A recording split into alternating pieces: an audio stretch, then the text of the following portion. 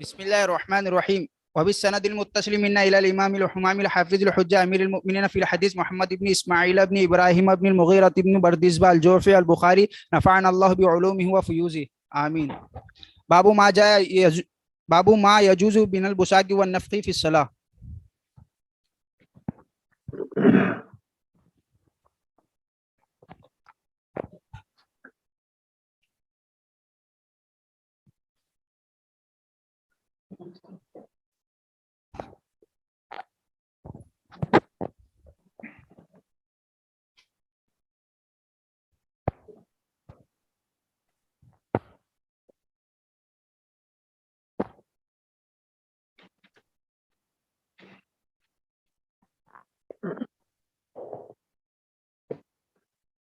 بسم اللہ الرحمن الرحیم الحمد للہ رب العالمین والصلاة والسلام علی سید الانبیاء والمرسلین محمد وآلہ واصحابہ اجمعین اما بعد۔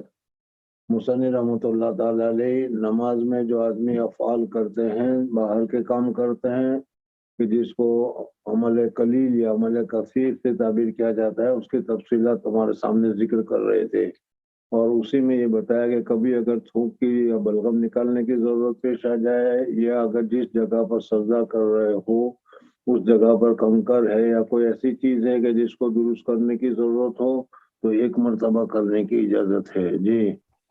ويذكر عن عبد الله بن عمرو رضي الله تعالى عنهما نفخ النبي صلى الله عليه وسلم في سجوده في كسوف. حدثنا سليمان بن حرب قال حدثنا حماد بن زيد عن أيوب عن نافع عن ابن عمر رضي الله تعالى عنهما أن النبي صلى الله عليه وسلم رأى نخامة في قبلة المسجد فتقيد على أهل المسجد وقال إن الله قبل أحدكم فإذا كان في صلاته فلا يبزقن أو قال لا يتخأن ثم نزل فحتها بيده. وقال ابن عمر رضي الله تعالى عنهما إذا بزق أحدكم فليبزق عن يساره. حدثنا محمد قال حدثنا غندر حدثنا شعبة قال سمعت قتادة عن أنس بن مالك رضي الله تعالى عنه عن النبي صلى الله عليه وسلم قال إن أحدكم إذا كان في الصلاة فإنه يناجي ربه فلا يبزقن بين يديه ولا عن يمينه ولكن عن شماله تحت قدمه اليسرى. سامنے اس وجہ سے کہ گویا کہ وہ متوجہ ہے اللہ جل جلالہ امن والوں کی طرف، اس وجہ سے اس جہت کی رعایت کرتے ہوئے یہ کہا گیا کہ وہ اللہ کے سامنے ہے، حالانکہ اللہ دانی بائیں خلف اور امام سب جگہ اللہ جل جلالہ موجود ہے، لیکن چونکہ وہ اس وقت اللہ تبارک و تعالیٰ سے مناجات کر رہا ہے، اس وجہ سے بتایا۔ ولا عن یمینہ، اور داہنی طرف بھی منع کیا گیا ہے، اور یہ بھی پہلے گزر چکا تھا، اس وجہ سے کہ جب آدمی نماز پڑھتا ہے تو اس وقت میں گناہ کا کوئی سوال پیدا نہیں ہوتا، اس وجہ سے بائیں طرف جو فرشتہ ہے جو گناہ لکھنے کے لیے متعین کیا گیا ہے وہ فارغ ہوتا ہے، اس وجہ سے وہ فارغ ہو کر دانی طرف جو ان نیکیوں لکھنے والا فرشتہ ہے اس کے پاس آ جاتا ہے، اس وجہ سے دانی طرف تھوکنے سے منع کیا گیا، بائیں طرف یا پاؤں کے نیچے تھوکنے کی اجازت مرحمت فرمائی گئی۔ جی۔ باب من صفق جاهلا من الرجال في صلاته لم تفسد صلاته. یہاں پر یہ بھی بتایا گیا کہ منصف کا جاہلن من الرجال، جاہلن کی قید لگائے گی تاکہ اس میں جان بوجھ کر اگر کوئی حصہ کرے گا تو اس کا حکم اس دوسرا ہے۔ جی۔ فيه سهل بن سعد رضي الله تعالى عنه عن النبي صلى الله عليه وسلم باب إذا قيل للمصلي تقدم أو انتظر فانتظر فلا بأس. نماز میں غیر اللہ کے حکم وغیرہ کو ماننا یہ مفسد صلاۃ ہوتا ہے، لیکن یہاں پر اگر اس نے کہا کہ اگر کوئی آدمی نماز پڑھ رہا تھا اور درست صف کے لیے اس کو آگے کیا گیا اور پیچھے کیا گیا تو اس صورت میں اگر اس نے کیا تو صحیح ہے، لیکن جس وقت اس نے کہا فوراً اگر کیا تو وہ دوسرے کے بعد نماز میں خارج کی بات مانی گئی، اس وجہ سے تھوڑی دیر ٹھہر جائے، انتظار کر لیں اور پھر ہٹے تاکہ یہ سمجھا جائے کہ وہ اپنے ارادے سے ہٹا ہے یا اپنے ارادے سے آگے ہوا ہے۔ جی۔ حدثنا محمد بن كثير قال أخبرنا سفيان عن أبي حازم عن سهل بن سعد رضي الله تعالى عنهما قال كان الناس يصلون مع النبي صلى الله عليه وسلم وهم عاقدون أزرهم من سكر على ركابهم فقيل للنساء لا ترفعن رؤوسكن حتى تستوي الرجال جلوسا. باب لا يرد السلام في الصلاة. اگر نماز میں کوئی آدمی سلام کرے تو اس کا جواب نہیں دینا چاہیے، اس وجہ سے کہ سلام کا جواب دینا یہ خطاب کرنا ہے وعلیکم السلام، اس وجہ سے مفسد صلاۃ ہوگا۔ جی۔ حدثنا عبد الله بن ابي شيبه قال حدثنا ابن فضيل عن العامش عن ابراهيم عن علقمه عن عبد الله رضي الله تعالى عنه قال كنت اسلم على النبي صلى الله عليه وسلم وهو في الصلاه فيرد علي فلما رجعنا سلمت عليه فلم يرد علي وقال ان في الصلاه لشغلا. حدثنا ابو معمر قال حدثنا عبد الوارث قال حدثنا كثير بن شنزير عن عطاء بن ابي رباح عن جابر بن عبد الله رضي الله تعالى عنهما قال بعثني رسول الله صلى الله عليه وسلم في حاجة له فانطلقت ثم رجعت وقد قضيتها فاتيت النبي صلى الله عليه وسلم فسلمت عليه فلم يرد علي فوقع في قلبي ما الله به اعلم فقلت في نفسي لعل رسول الله صلى الله عليه وسلم صحابہ کرام رضوان تعالی علیہ مجمعین کو حضور اقدس صلی اللہ علیہ وسلم کے ساتھ بے انتہا محبت تھی، اور اس صورت میں حضور اقدس صلی اللہ علیہ وسلم نے سلام کا جواب نہیں دیا. اس جواب نہ دینے کی وجہ سے ان کو طرح طرح کے وساوس آنے شروع ہوئے کہ کیا میرا یہ کام کرنے کی وجہ سے حضور صلی اللہ علیہ وسلم ناراض ہوئے، میرے فلاں کام کرنے کی وجہ سے حضور صلی اللہ علیہ وسلم ناراض ہوئے. اس قسم کی چیزیں ان کے دل میں آتی رہی. جی لعل رسول الله صلى الله عليه وسلم وجد علي اني ابتات عليه ثم سلمت عليه فلم يرد علي. جو کام مجھے حضور اقدس صلی اللہ علیہ وسلم نے سپرد کیا تھا، اس کام کے کرنے میں مجھ سے سستی ہوئی، تاخیر ہوئی، اور اس تاخیر کی وجہ سے حضور اقدس صلی اللہ علیہ وسلم ناراض ہوئے. یہ کیا ہوا؟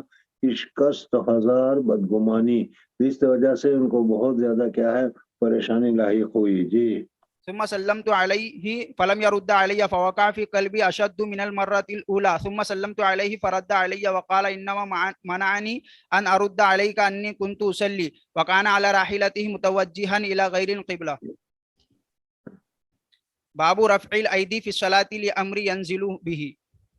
حضرت ابو بکر صدیق رضی اللہ تعالیٰ عنہ نے جس طریقے سے اللہ تبارک و تعالیٰ کے حمد کرنے کے لیے حضور اکرم صلی اللہ علیہ وسلم نے امامت کرانے کے اوپر برقرار رکھا، تو اس طریقے سے اگر کوئی نعمت کا شکریہ ادا کرنے کے لیے اگر ہاتھ اٹھائے تو اس سے یہ مفسد صلاۃ نہیں ہے. جی حدثنا قتيبة قال حدثنا عبد العزيز عن ابي حازم عن سهل بن سعد رضي الله تعالى عنهما قال بلغ رسول الله صلى الله عليه وسلم ان بني عمرو بن عوف بقباء كان بينهم شيء فخرج يصلح بينهم في اناس من اصحابه فحبس رسول الله صلى الله عليه وسلم وحنت الصلاه فجاء بلال إلى أبي بكر فقال يا أبا بكر إن رسول الله صلى الله عليه وسلم قد حبس وقد حانت الصلاة فهل لك أن تؤم الناس؟ قال نعم إن شئتم. فقام بلال الصلاة وتقدم أبو بكر رضي الله تعالى عنهم وكبر للناس وجاء رسول الله صلى الله عليه وسلم يمشي في الصفوف يشقها شقا حتى قام من الصف فأخذ الناس في التصفيق.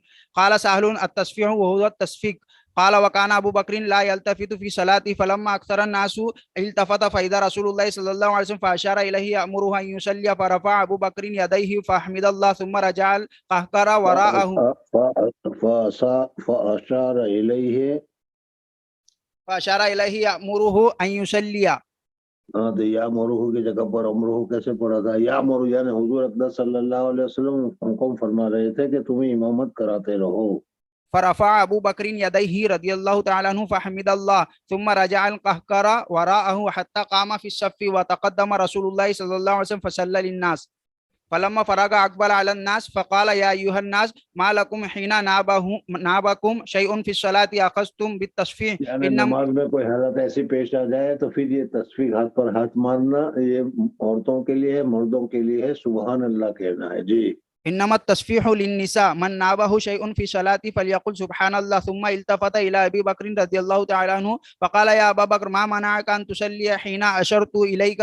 قال ابو بكر رضي الله تعالى عنه ما كان ينبغي لابن ابي قحافه ان يصلي بين يدي رسول الله صلى الله عليه وسلم. باب الخسر في الصلاه.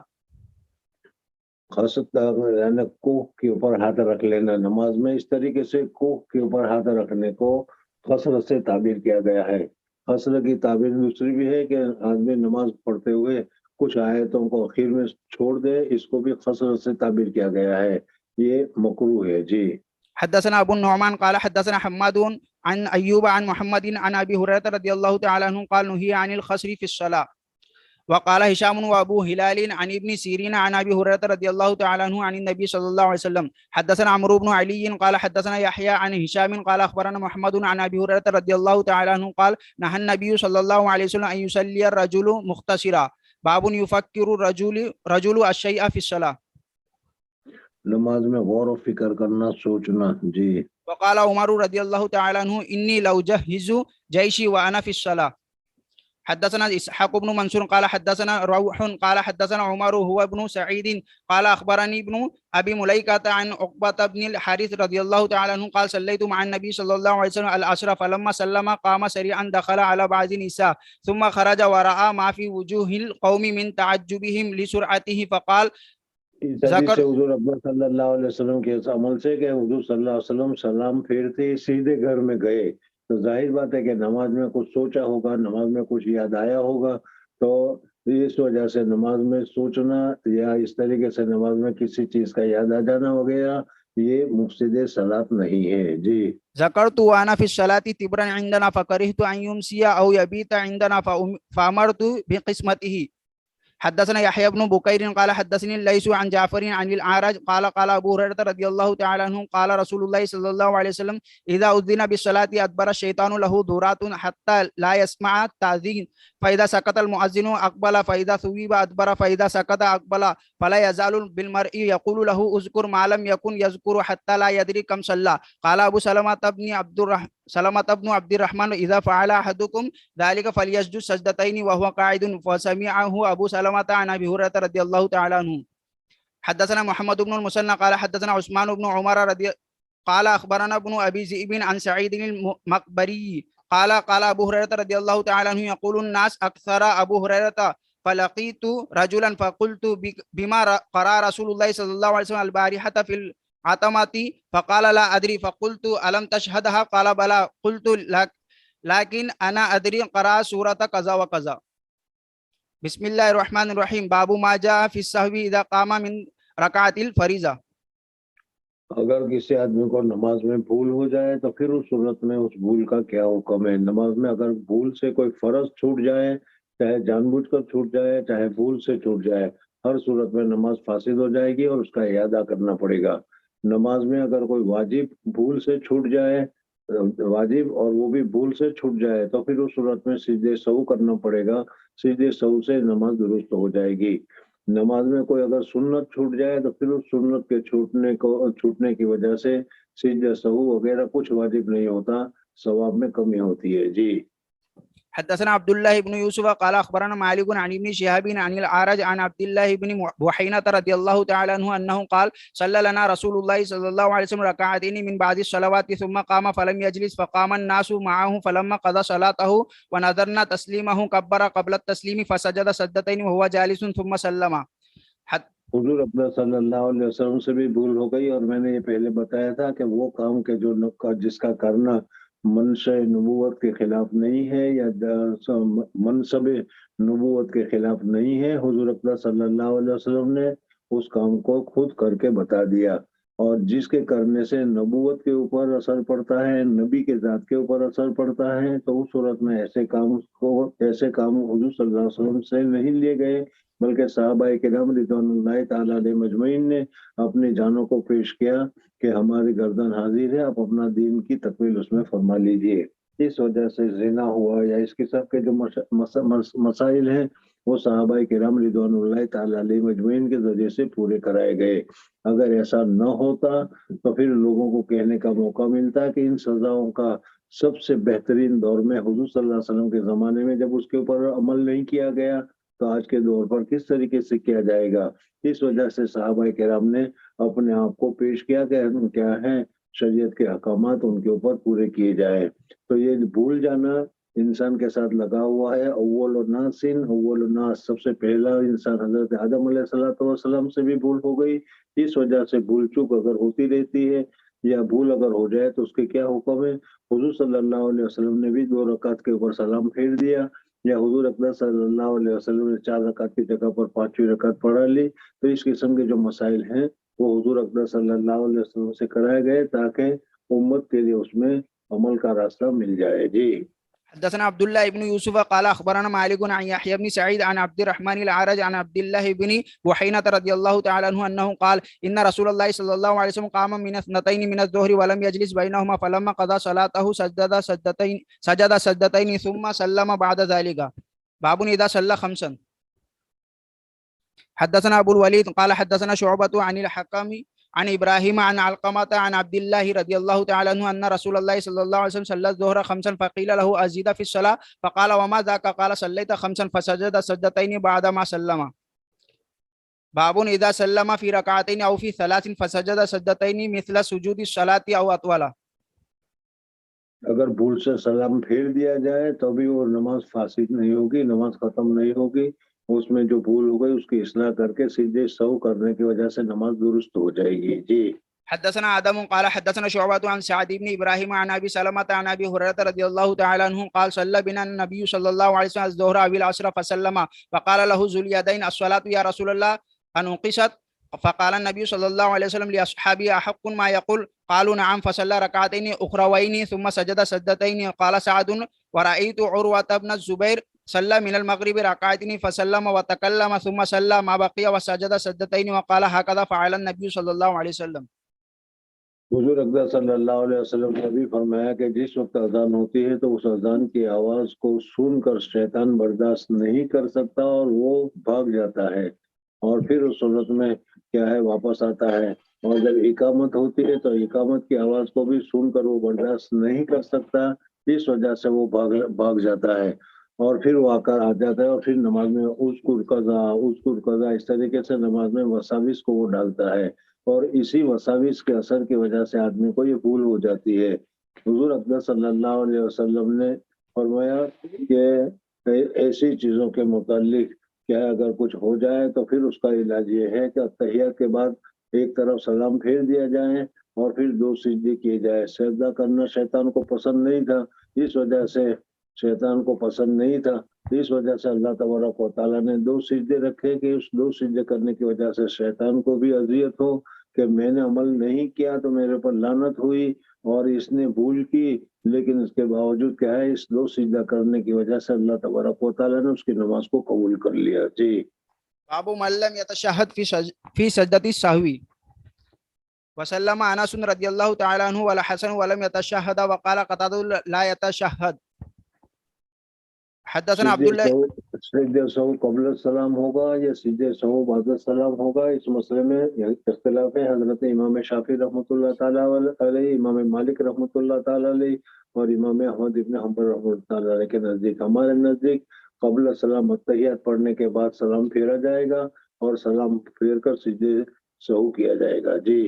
حدثنا عبد الله بن يوسف قال اخبرنا مالك بن انس عن ايوب بن ابي تميم السختياني عن محمد بن سيرين عن ابي هريره رضي الله تعالى عنه ان رسول الله صلى الله عليه وسلم انصرف من اثنتين فقال له ذو اليدين اقصرت الصلاه ام نسيت يا رسول الله؟ وقال رسول الله صلى الله عليه وسلم اصدق ذو اليدين؟ فقال الناس نعم. فقام رسول الله صلى الله عليه وسلم فصلى اثنتين اخريين ثم سلم ثم كبر ثم سجد مثل سجوده او اطول ثم رفع.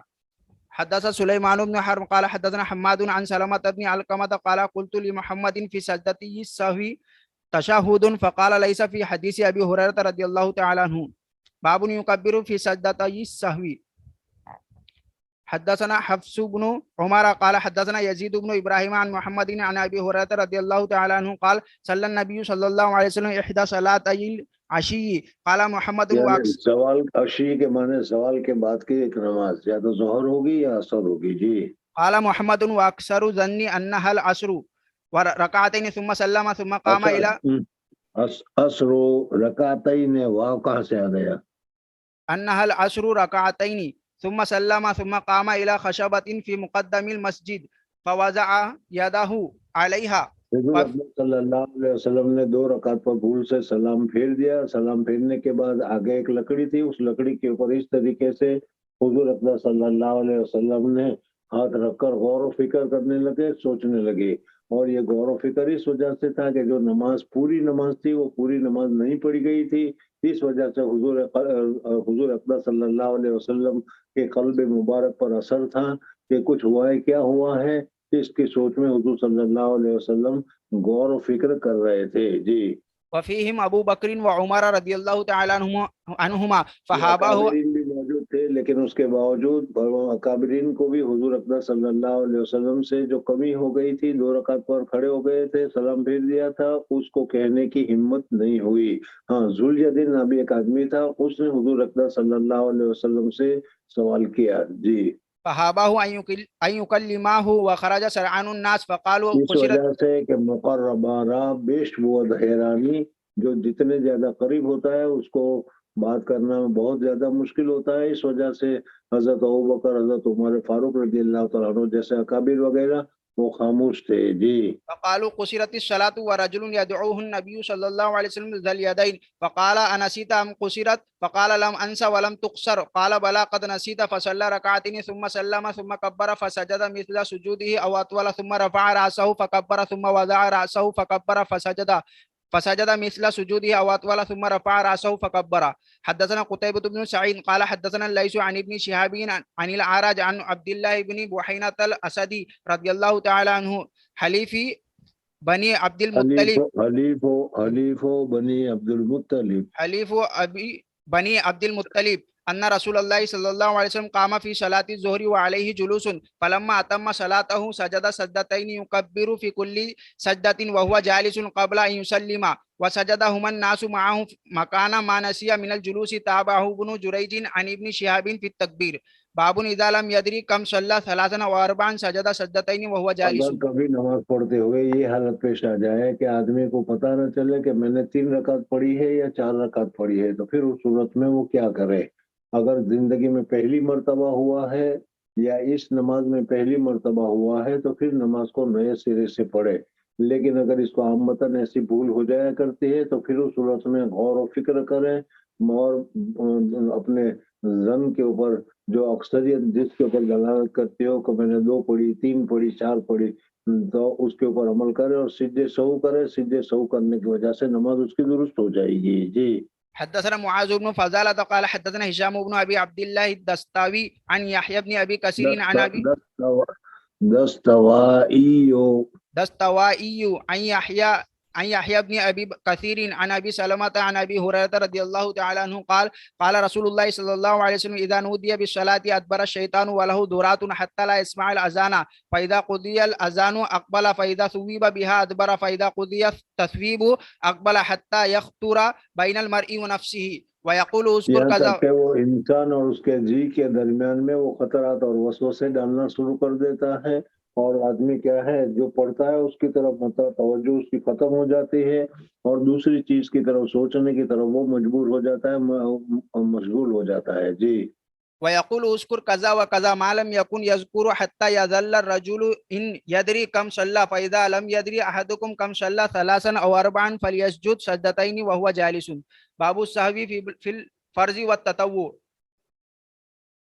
نوافل میں بھول ہو جائے یا فرائض میں بھول ہو جائے سب کا حکم یکساں ہے. جی. وسجد ابن عباس رضي الله تعالى عنهما سجدتين بعد وتره. حدثنا عبد الله بن يوسف قال اخبرنا مالك عن ابن شهاب عن ابي سلمة بن عبد الرحمن عن ابي هريرة رضي الله تعالى عنه ان رسول الله صلى الله عليه وسلم قال ان احدكم اذا قام يصلي جاء الشيطان فلبس عليه حتى لا يدري كم صلى فاذا وجد ذلك احدكم فليسجد سجدتين وهو جالس. باب اذا كلم وهو يصلي فاشار بيده واستمع. حدثنا يحيى بن سليمان قال حدثني ابن وهب قال اخبرني عمرو عن بكير عن قريب ان ابن عباس رضي الله تعالى عنهما والمسور ابن مخرمة وعبد الرحمن بن أزهر رضي الله تعالى عنهم أرسلوه إلى عائشة رضي الله تعالى عنها فقالوا اقرأ عليها السلام منا جميعا وسلها عن الركعتين بعد صلاة العصر. گزر چکی تھی کہ صحابہ کرام رضوان اللہ تعالیٰ علیہ مجمعین کو کوئی مسائل میں مشکل درپیش ہو جاتی تھی، کوئی چیز معلوم کرنا ہوتا تھا تو وہ ازواج مطہرات کے پاس اور خاص کر کے حضرت عائشہ صدیقہ رضی اللہ تعالیٰ عنہ کے پاس سوال بھیجتے تھے اور حضرت عائشہ صدیقہ رضی اللہ تعالیٰ عنہ اس کا جواب دیا کرتی تھی. یہاں پر انہوں نے کہا کہ حضرت عائشہ کے پاس جانا اور جا کر تم سوال کرنا، اور اگر وہ نماز وغیرہ میں مشغول ہوگی تو اشارے کے ذریعے سے منع کر دے گی، تم ہی رک جانا. جی.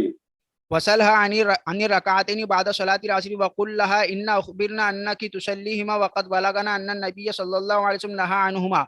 وقال ابن عباس رضي الله تعالى عنهما وكنت أضرب الناس مع عمر بن الخطاب رضي الله تعالى عنه عنها. حضرت عمر فاروق رضی اللہ تعالیٰ عنہ اور حضرت عبداللہ بن عباس رضی اللہ تعالیٰ عنہ وغیرہ جو ہیں وہ اگر کوئی آدمی عصر کے نماز کے فرائض کے بعد کوئی نوافل وغیرہ پڑھتا تھا تو وہ روکتے تھے، اور اگر نہیں رکتا تھا تو ان کو مارتے بھی تھے. جی. قال قريب فدخلت على عائشة رضي الله تعالى عنها فبلغتها ما أرسلوني فقالت سل أم मैंने سلمة. उन लोगों ने जो भेजा था, जिस मकसद के लिए भेजा था, वो बात उन्होंने उनको बताई कि इस मसले को मालूम करने के लिए मुझे जमात साहबा ने भेजा है। फ़क़ालत, فقالت سل أم سلمة فخرجت إليهم आयशा فأخبرتهم. सिद्दीक़ा रज़ी अल्लाह ताला अन्हा ने कहा कि सल उम्मे सलमा था, हजरत उम्मे सलमा को पूछो। देखो, ये भी, इसमें भी एक बहुत बड़ी बात है कि साहबा किराम रिज़वानुल्लाह ताला अलैहिम अजमईन और अज़वाज मुतहरात वगैरह जो थी, वो क्या है, उनको अगर ये मालूम होता है कि इस मसले का जवाब मुझसे ज्यादा अच्छा वो दे सकते हैं, या इस मसले का ताल्लुक, वाक़े का ताल्लुक अगर मुझे जो मालूम है उससे ज्यादा खुद चूंकि उन्हीं के ऊपर गुजरा है, इस वजह से वो तफसील के साथ बयान करेंगे, तफसील के साथ समझाएंगे। इस वजह से वो दूसरे के ऊपर मुहव्वल कर दिया करती थी। यहाँ पर भी हजरत उम्मे सलमा रज़ी अल्लाह तआला अन्हा के घर में वाक़या हुआ था, जैसे पहले बताया कि हुजूर अक़दस सल्लल्लाहु अलैहि वसल्लम ज़ोहर की नमाज पढ़ने के, असर की नमाज पढ़ने के बाद अज़वाज मुतहरात के पास थोड़ी थोड़ी देर के लिए जाया करते थे। हजरत उम्मे सलमा रज़ी अल्लाह तआला अन्हा के घर में गए तो हजरत उम्मे सलमा रज़ी अल्लाह तआला अन्हा के पास कुछ औरतें भी बैठी हुई थी। हुजूर अक़दस सल्लल्लाहु अलैहि वसल्लम ने नमाज शुरू कर दी तो औरतों ने सोचना शुरू किया कि हुजूर सल्लल्लाहु अलैहि वसल्लम तो असर के नमाज के बाद नवाफिल पढ़ने से मना करते हैं, और ये हुजूर अक़दस सल्लल्लाहु अलैहि वसल्लम ने कैसी नमाज पढ़ी है, कौन सी नमाज पढ़ रहे हैं। इस वजह से उन्होंने हजरत उम्मे सलमा रज़ी अल्लाह तआला अन्हा के साथ बात की। तो हजरत उम्मे सलमा रज़ी अल्लाह तआला अन्हा ने एक बच्ची को जो उनके पास मौजूद थी वहां पर, उनको कहा कि तुम हुजूर सल्लल्लाहु अलैहि वसल्लम के पास जाओ, और जब तुम जाओगे तो हुजूर सल्लल्लाहु अलैहि वसल्लम अगर नमाज में होंगे तो वो तुम्हारे साथ बात नहीं करेंगे, इशारा कर देंगे तो तुम वहीं ठहर जाना और ज्यादा इसरार मत करना, बल्कि हुजूर सल्लल्लाहु अलैहि वसल्लम के नमाज के फारिग होने का इंतजार करना। चुनांचे वो बच्चा गया, जाकर उन्होंने पूछा, हुजूर सल्लल्लाहु अलैहि वसल्लम ने इशारा कर दिया, वो चुप हो गए।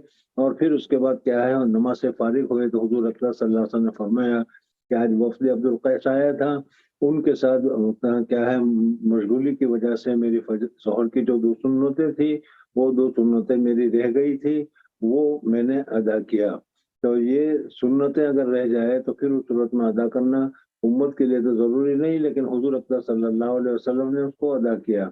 और उसकी वजह भी बताई थी पहले मैंने कि देखो, अगर किसी को किसी के साथ ताल्लुक होता है, किसी को किसी के साथ मोहब्बत होती है, तो उस सूरत में जब उसके साथ बात करता है तो वो उसको याद आता रहता है कि फलां दिन फलाने वक्त में मेरा फ़ोन आया था, फलां दिन फलाने वक्त में रिंग बजी थी, तो वो वक्त आते ही उसको याद आ जाता है।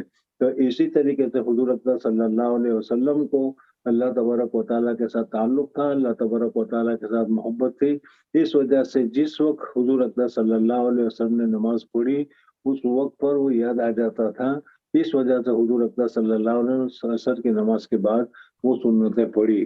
तो मालूम हुआ कि वक़ुल्तु सल उम्मे सलमता, हज़रत आयशा सिद्दीक़ा रज़ी अल्लाह तआला अन्हा ने ये वाक़या चूँकि हज़रत उम्मे सलमा के साथ हुआ था, इस वजह से कहा कि उम्मे सलमा से रज़ी अल्लाह तआला अन्हा से तुम उसको पूछो, तुम्हें पूरी तफ़सीलात से बताया जाएगा। यहाँ पर दूसरी बात जो असल मालूम हुई वो यही है कि सहाबाए किराम रिज़वानुल्लाह तआला अलैहिम अजमईन जवाब देने में जल्दी नहीं किया करते थे, बल्कि जहाँ से अच्छा और सही और सच्चा जवाब मिलने की उम्मीद होती थी, उन्हीं की तरफ उनको मुहव्वल कर दिया करते थे। और आजकल हमारे यहाँ है कि हर एक आदमी जवाब देने के लिए तैयार है, बल्कि अगर बैठे हुए हो और उससे न पूछा जाए तो वो भी जवाब देना तैयार शुरू कर देता है। ये सहाबा का तरीका नहीं था। जी, सल उम्मे सलमा था।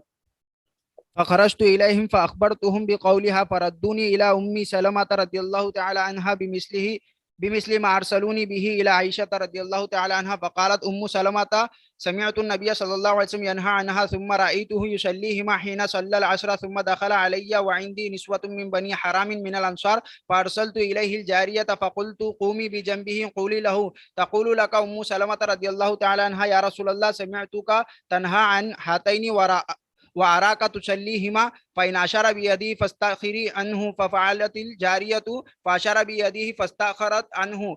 فلما انصرف قال يا ابنة أبي أمية سألتي عن الركعتين بعد العصر وإنه أتاني ناس من عبد القيس فشغلوني عن الركعتين اللتين بعد الظهر فهما هاتان. باب الاشارۃ فی الصلاۃ. نماز میں بولنا تو مفسد صلاۃ ہے، لیکن اگر کوئی بولے نہ اور اشارہ کر دے تو اشارہ کرنے کی وجہ سے نماز فاسد نہیں ہوگی. جی.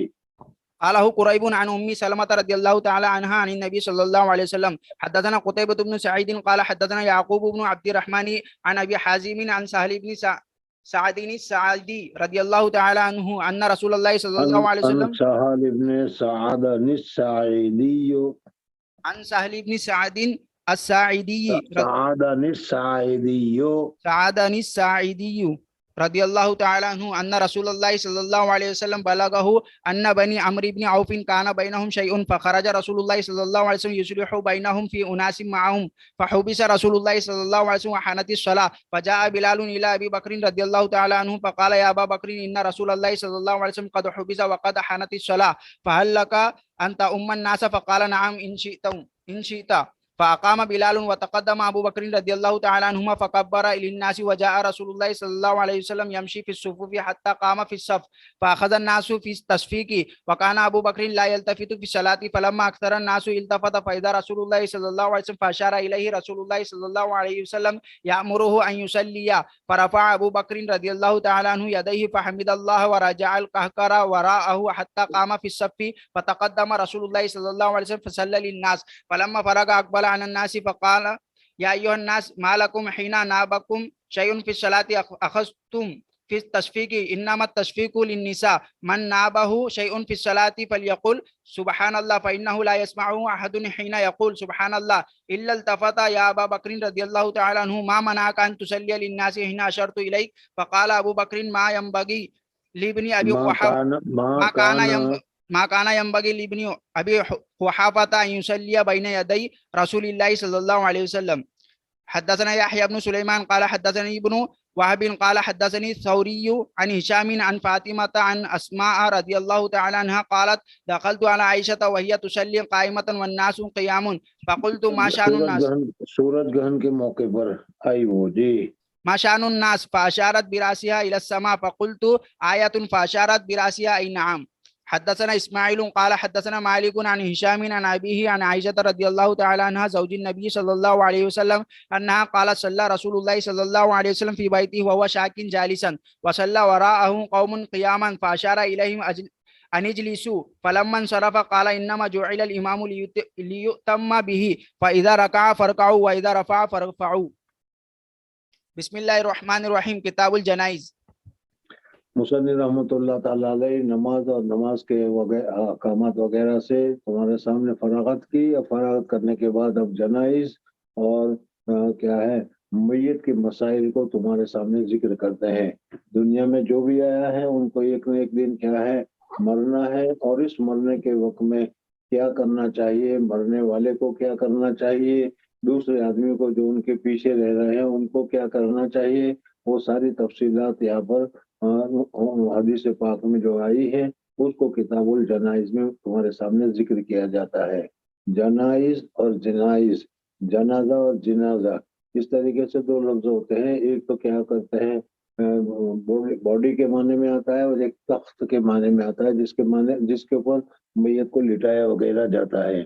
بہرحال فقہا نے پوری تفصیل اس سلسلے میں ذکر کی ہے کہ اگر کسی آدمی کو جب موت کا وقت قریب آ جائے تو اس وقت میں پھر اللہ تبارک و تعالیٰ کی طرف سے اس کو بہت ساری غیب کی چیزیں دکھائی دینی شروع ہو جاتی ہے. فرشتے وغیرہ کبھی دکھائی دینے شروع ہو جاتا ہے، ملکوت وغیرہ. تو اس وقت میں اس کو کیا ہے اللہ تبارک و تعالیٰ کی یاد یا کلمہ کی طرف متوجہ کر دینا چاہیے تاکہ کلمہ پڑھ لے وہ. اور من کان آخر کلام لا الہ الا اللہ، جس کا آخری جملہ لا الہ الا اللہ ہو یعنی اللہ تبارک و تعالیٰ کا نام ہو، اللہ تبارک و تعالیٰ کی یاد ہو، اور دخل الجنہ. اس وقت بھی شیطان آتا ہے اور کیا ہے آخری کوشش کر لیتا ہے کہ اس وقت میں کوئی اس کی بات کو مان لے. اللہ تبارک و تعالیٰ ایمان والوں کی حفاظت فرماتے ہیں، اور اس صورت میں اللہ تبارک و تعالیٰ اس کی مراد کو پوری ہونے نہیں دیتے، اور اس صورت میں آدمی کیا ہوتا ہے کفریہ وغیرہ کلمات سے بچ جاتا ہے بلکہ ڈانٹ دیتا ہے. حضرت شیخ نور اللہ مرکزہ کے سوانے میں بھی ذکر کیا گیا ہے کہ مدینہ منور میں جب موت آئی تو اس صورت میں حضرت نے فرمایا کہ دیکھو وہ دور کھڑا ہے شیطان اور یہ کر رہا ہے. بہرحال اس طریقے سے بہت سارے واقعات ہیں اس وجہ سے اللہ تبارک و تعالیٰ سے ایمان کے خیر کی اور ایمان کے ساتھ اس دنیا سے جانے کی دعا بھی کرتے رہنا چاہیے، اور اللہ جل جلالہ و من والہ مدد فرماتے ہیں۔ اسی وجہ سے بتایا گیا کہ جس وقت جان کرنے کا موقع ہو، روح نکلنے کا موقع ہو، تو اس کی جو محبوب چیزیں ہیں، بچے، مال وغیرہ، اس کو سامنے نہیں کرنا چاہیے کہ اس کا دل اس کی طرف متوجہ ہو جائے، بلکہ اللہ تبارک و تعالیٰ کا ذکر یا کلمہ وغیرہ پڑھنا چاہیے تاکہ وہ کلمہ پڑھ کر اللہ تبارک و تعالیٰ کی طرف متوجہ ہو۔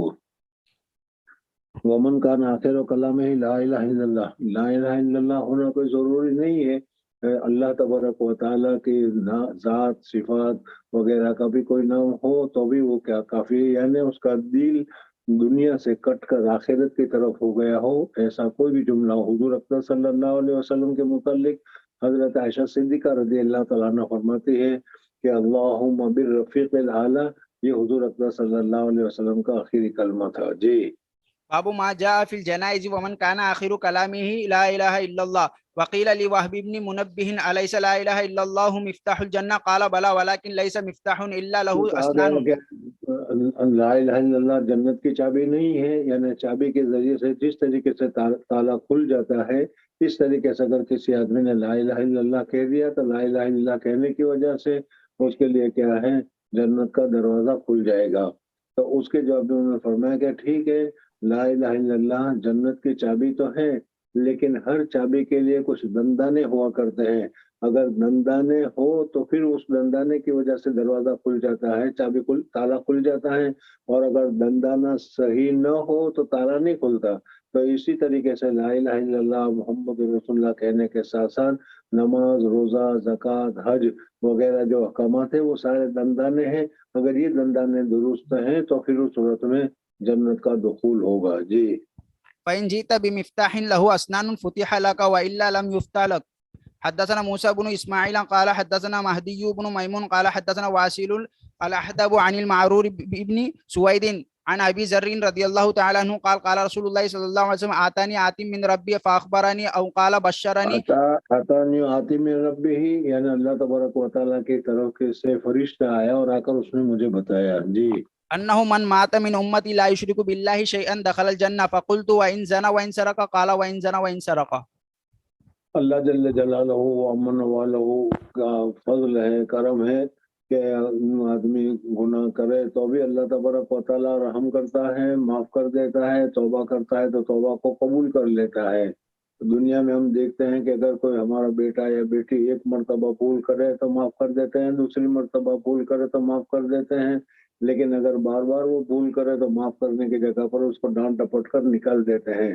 اگر اللہ جل جلالہ و من والہ اگر اس طرح ہمارے ساتھ معاملہ کرتے تو پھر ہمارے لیے جہنم کے علاوہ کوئی راستہ نہیں ہوتا، لیکن اللہ تبارک و تعالیٰ رحیم ہے، کریم ہے، وہ خود بھی معاف فرما دیتے ہیں، اور جب توبہ کرتے ہیں تو اللہ تبارک و تعالیٰ توبہ کو بھی قبول فرما لیتے ہیں۔ جی حدثنا عمرو بن حفص قال حدثنا أبي قال حدثنا الأعمش قال حدثنا شقيق عن عبد الله رضي الله تعالى عنه قال قال رسول الله صلى الله عليه وسلم من مات يشرك بالله دخل النار. وقلت أنا من مات لا يشرك بالله شيئا دخل الجنة. یقول انا کا مطلب یہ ہے کہ حضور اقدس صلی اللہ علیہ وسلم نے فرمایا کہ جو آدمی شرک کرے گا، من مات یشرک باللہ دخل النار، یہ حدیث میں ہے، اتنا حضور صلی اللہ علیہ وسلم نے فرمایا۔ اس حدیث کو سامنے رکھ کر میں یہ کہہ رہا ہوں کہ جو آدمی شرک کرے گا وہ جہنم میں جائے گا، تو جو آدمی شرک نہیں کرے گا وہ جنت میں جائے گا، یہ میں کہہ رہا ہوں۔ اس وجہ سے انہوں نے یہ جملہ جو ہے اپنا بڑھایا کہ وقلت انا من مات لا یشرک باللہ دخل الجنہ۔ باب الامر باتباع الجنائز. جنائز کا اتباع کرنا چاہیے۔ اصل میں ایک دوسرا مسئلہ بھی یہاں پر ہے جس کو شورا ذکر کرتے ہیں کہ جنازہ کو آگے رکھ کر مصلیوں کو جنازے کے پیچھے چلنا چاہیے یا جنازے کے آگے چلنا چاہیے۔ اس مسئلے میں ہمارا اور امام شافعی رحمۃ اللہ تعالیٰ علیہ، امام احمد اور امام مالک رحمۃ اللہ تعالیٰ وغیرہ کا اختلاف ہے۔ امام شافعی رحمۃ اللہ تعالیٰ وغیرہ فرماتے ہیں کہ ہم لوگ شفیع ہیں، سفارش کرنے والے ہیں، اس وجہ سے شفیع آگے ہوں گے اور جس کے لیے سفارش کی جا رہی ہے وہ پیچھے ہوگا۔ اس وجہ سے یہاں پر مصلیوں کو اور لوگوں کو جنازے سے آگے چلنا چاہیے، اور امام ابو حنیفہ رحمۃ اللہ تعالی علیہ فرماتے ہیں کہ جنازہ جو ہے وہ آگے رکھنا چاہیے اور دوسرے لوگوں کو پیچھے چلنا چاہیے، اس وجہ سے کہ ہمارے سامنے جب جنازہ ہوگا تو ہمارے دل پر بھی اثر ہوگا کہ آج یہ ہے، کل ہماری اپنی باری ہے، خود اپنے متعلق بھی غور و فکر کرے گا، اس وجہ سے کیا ہے ہمیں پیچھے چلنا چاہیے۔ صحابہ کرام رضوان اللہ تعالی علیہ مجمعین بھی پیچھے چلتے تھے، اس وجہ سے جیسا کہ ابھی یہاں پر حدیث میں اتباع جنائز کا حکم دیا گیا ہے۔ امام مالک رحمۃ اللہ تعالی، امام شافعی رحمۃ اللہ تعالی علیہ وغیرہ فرماتے ہیں کہ اہل علم کو، اکابرین مشائخ وغیرہ کو آگے چلنا چاہیے۔ ان احادیث سے جو یہ استدلال کرتے ہیں، ہماری طرف سے جواب یہ ہے کہ اس جنازے میں حضور اکرم صلی اللہ علیہ وسلم بھی خود نفس نفیس موجود ہوتے تھے، اور حضور اکرم صلی اللہ علیہ وسلم کے سامنے صحابہ کرام رضوان اللہ تعالی علیہ مجمعین آگے چل نہیں سکتے تھے، اس وجہ سے حضور اکرم صلی اللہ علیہ وسلم کیا ہے حضور صلی اللہ علیہ وسلم سے پیچھے اس طریقے سے وہ چلا کرتے تھے۔ بہرحال ایک تو یہ ہے، لیکن ہمارے حضرت اکبر شاہ الحدیث صاحب نور اللہ مرکزوں کی رائے یہ ہے کہ یہاں پر اس مسئلے کو نہیں بتانا ہے، ابھی تو جان کا نکلنے کا مسئلہ ہوا، جان کے نکلنے کے ساتھ ساتھ ہی ابھی تو غسل باقی ہے، کفن باقی ہے، اس وجہ سے یہاں پر اتباع جنائز کا مطلب یہ ہے کہ اگر کسی آدمی کو جنازے کی اطلاع ہو جائے تو پھر اس صورت میں اس کو جنازے کے کام کے پیچھے پڑ جانا چاہیے، یعنی دفن کرنے کے لیے، غسل دینے کے لیے کیا کرنا چاہیے، پھر کہاں کہاں خبر کرنی چاہیے وغیرہ،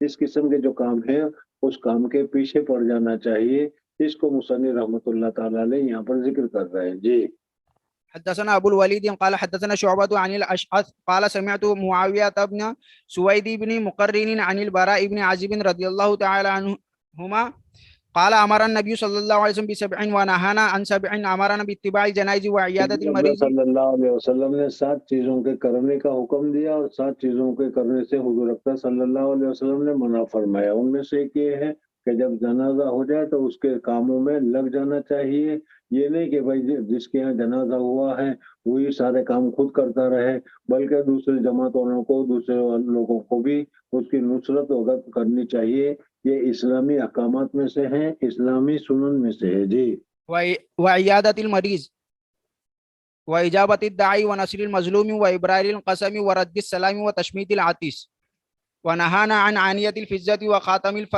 وخاتم الذهب والحرير والديباج والقسي والاستبرق۔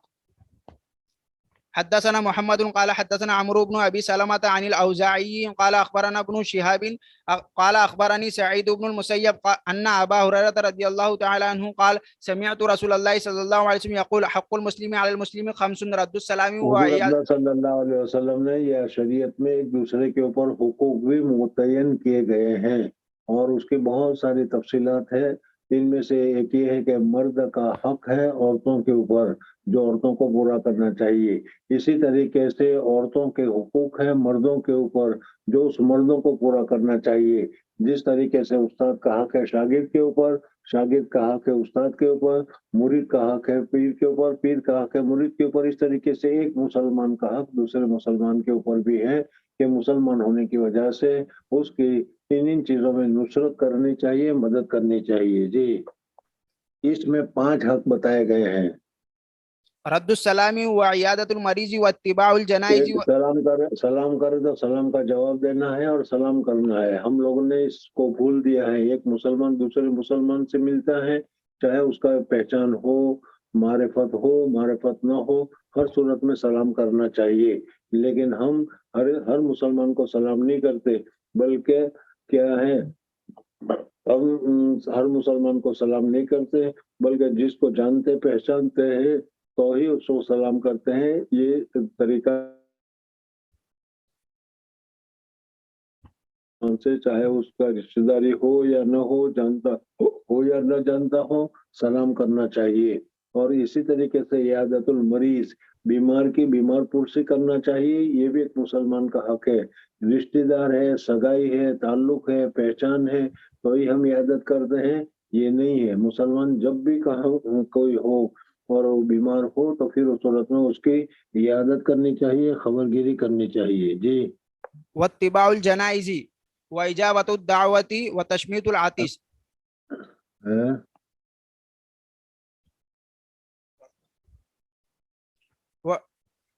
رد السلامی و عیادت ایجابت الدعوت کہاں ہے؟ میرے یہاں دکھائی نہیں دے رہا. اتباع الجنائز کے بعد میں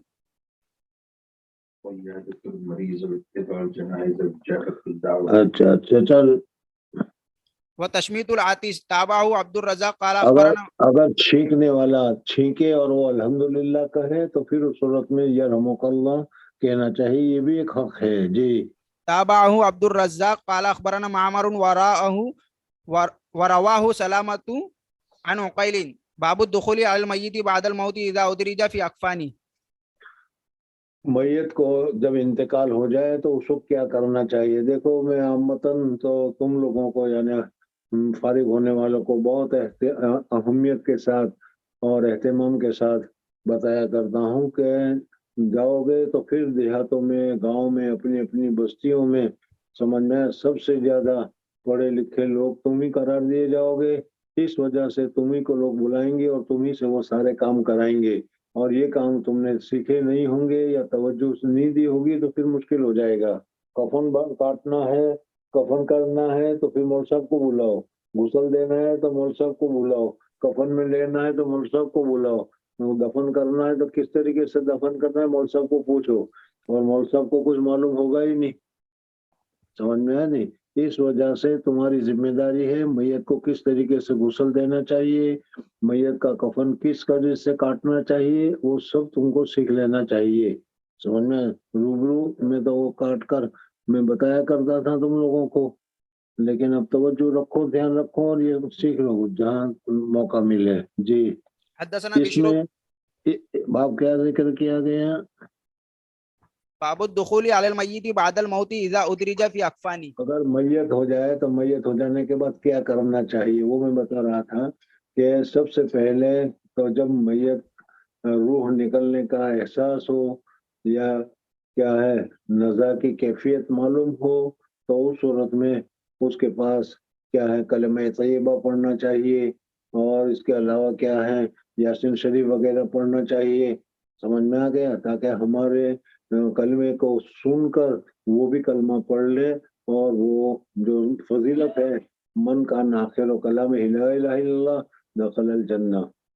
اور ایک بات اور بھی میں بتاتا ہوں کہ اپنی دعاؤں میں بھی یہ دعا کرتے رہنا چاہیے اللہم بارک لی فی الموت وفی ما بعد الموت، تاکہ اللہ تبارک و تعالی مرنے میں اور مرنے کے بعد تمام فتنے حوادث اور کیا ہے برائیوں سے اللہ تبارک و تعالی بچائے.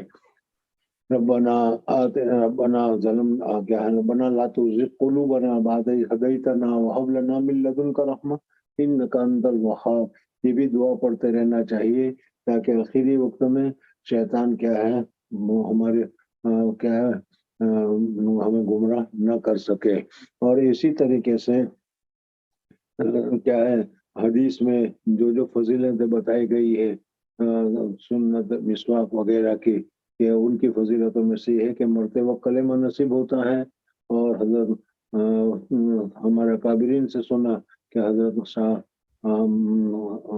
مولانا امداد اللہ مہاجر مکی رحمۃ اللہ تعالی علیہ کے سے یا ان کے سلسلے میں بیعت ہونے سے اللہ تبارک و تعالیٰ ایمان کی حفاظت فرماتے ہیں. بہرحال ایمان کی حفاظت کے جو راستے ہیں اس راستوں کو غور سے دیکھنا چاہیے اور اس کے اوپر عمل کرتے رہنا چاہیے تاکہ کیا ہے آخری وقت میں ایمان کے ساتھ ہو. اور اگر اس دنیا سے ایمان سے گئے تو واقعی میں فوز تو بے رب الکعبہ ہے کہ ہمیشہ اللہ تبارک و تعالیٰ کی ناراضگی سے اور ہمیشہ جہنم کے عذاب سے وہ حفاظت ہو جائے گی. بہرحال آدمی کا انتقال ہونے کی تیاری ہو تو پھر اس صورت میں نے جیسے کہ ابھی بتایا کہ کلمہ پڑھنا چاہیے. وہاں جو قریب میں ہوں وہ لوگ لا الہ الا اللہ اشہد ان لا الہ الا اللہ وغیرہ پڑھتے رہیں اور جب اس نے یہ کلمہ پڑھ لیا تو پھر اس صورت میں کیا ہے خاموش ہو جانا چاہیے. اور پھر اس کے بعد کیا ہے بعض جگہ پر زمزم کا پانی پلانے کا بھی اہتمام کیا جاتا ہے وغیرہ. بہرحال جب روح نکل گئی تو اس صورت میں روح جو ہے پاؤں سے نکلنا شروع ہوتی ہے اور ناک کے ذریعے سے آخر میں نکل جاتی ہے اس وجہ سے آنکھ جو ہے وہ اس کو دیکھتے رہ جاتی کہ کیا ہوا، اس وجہ سے آنکھ پھٹ جاتی ہے۔ لہذا تم نے یہ دیکھا ہوگا کہ ڈاکٹر وغیرہ جب بھی آتے ہیں تو سب سے پہلے ایسی حالت میں وہ آنکھ کو دیکھتے ہیں۔ آنکھ اگر پھٹی ہوئی ہوتی ہے تو وہ سمجھ جاتے ہیں کہ اس کی روح نکل گئی اور یہ مردہ ہو گیا۔ بہرحال تو اس صورت میں سب سے پہلے آنکھوں کے جو کھلی رہ گئی ہے یا آنکھیں جو پھٹی کی پھٹی رہ گئی ہے اس کو، چونکہ ابھی بدن میں حرارت ہے، گرمی ہے، اس وجہ سے آنکھوں کو بند کر لینا چاہیے۔ منہ کھل گیا ہو تو اس منہ کو بھی ایک رسی کے ذریعے سے باندھ دینا چاہیے تاکہ حیتی پیدا نہ ہو۔ اس وجہ سے اگر کیا ہے منہ کھلا ہوا رہ گیا ہے تو پھر وہ بعد میں بند نہیں ہوگا، اس وجہ سے اس منہ کو بھی بند کر دینا چاہیے۔ دونوں پاؤں کے انگوٹھوں کو بھی اس طریقے سے ملا کر باندھ لینا چاہیے تاکہ پاؤں اس طریقے سے نہ رہ جائے اور پاؤں صحیح رہے۔ اور پیٹ وغیرہ کے اوپر بھی کوئی وزن وغیرہ چیزیں رکھ دینی چاہیے تاکہ وہ پھول نہ جائے وغیرہ۔ اور پھر اس کے بعد ایک کپڑا وغیرہ اس کے بعد میت کے اوپر، لاش کے اوپر لگا ڈھانپ لینا چاہیے۔ حضور اکرم صلی اللہ علیہ وسلم کا انتقال ہوا تو پھر حضور اکرم صلی اللہ علیہ وسلم کی لاش مبارک کے اوپر کپڑا ڈھانپ دیا گیا اور حضرت ابوبکر صدیق رضی اللہ تعالیٰ عنہ کو اطلاع کی گئی۔ حضرت ابوبکر صدیق رضی اللہ تعالیٰ عنہ تشریف لائے اور آ کر حضور اکرم صلی اللہ علیہ وسلم کی لاش مبارک پر سے پردہ کپڑا ہٹایا اور کپڑا ہٹانے کے بعد انہوں نے کہہ دیا انک میت و انہم میتون، حضور صلی اللہ علیہ وسلم کا انتقال ہو گیا۔ بہرحال جو کچھ حالت ہوئی تھی اس کو چھوڑ دو اس کو۔ جی حدثنا بشر بن محمد قال اخبرنا عبد الله قال اخبرنا معمر ويونس عن الزهري قال اخبرني ابو سلمة ان عائشة رضي الله تعالى عنها زوج النبي صلى الله عليه وسلم اخبرته قالت اقبل ابو بكر رضي الله تعالى عنه على فرسه من مسكنه بالسنح حتى نزل فدخل المسجد فلم ابھی يكلم. پہلے بتایا تھا، یاد بھی ہوگا تمہیں کہ حضور اکرم صلی اللہ علیہ وسلم نے پیر کے دن فجر کی نماز کے وقت پردہ ہٹوایا تو 2-3 دن تک حضور اکرم صلی اللہ علیہ وسلم حجر مبارک میں سے باہر نہیں نکلے تھے۔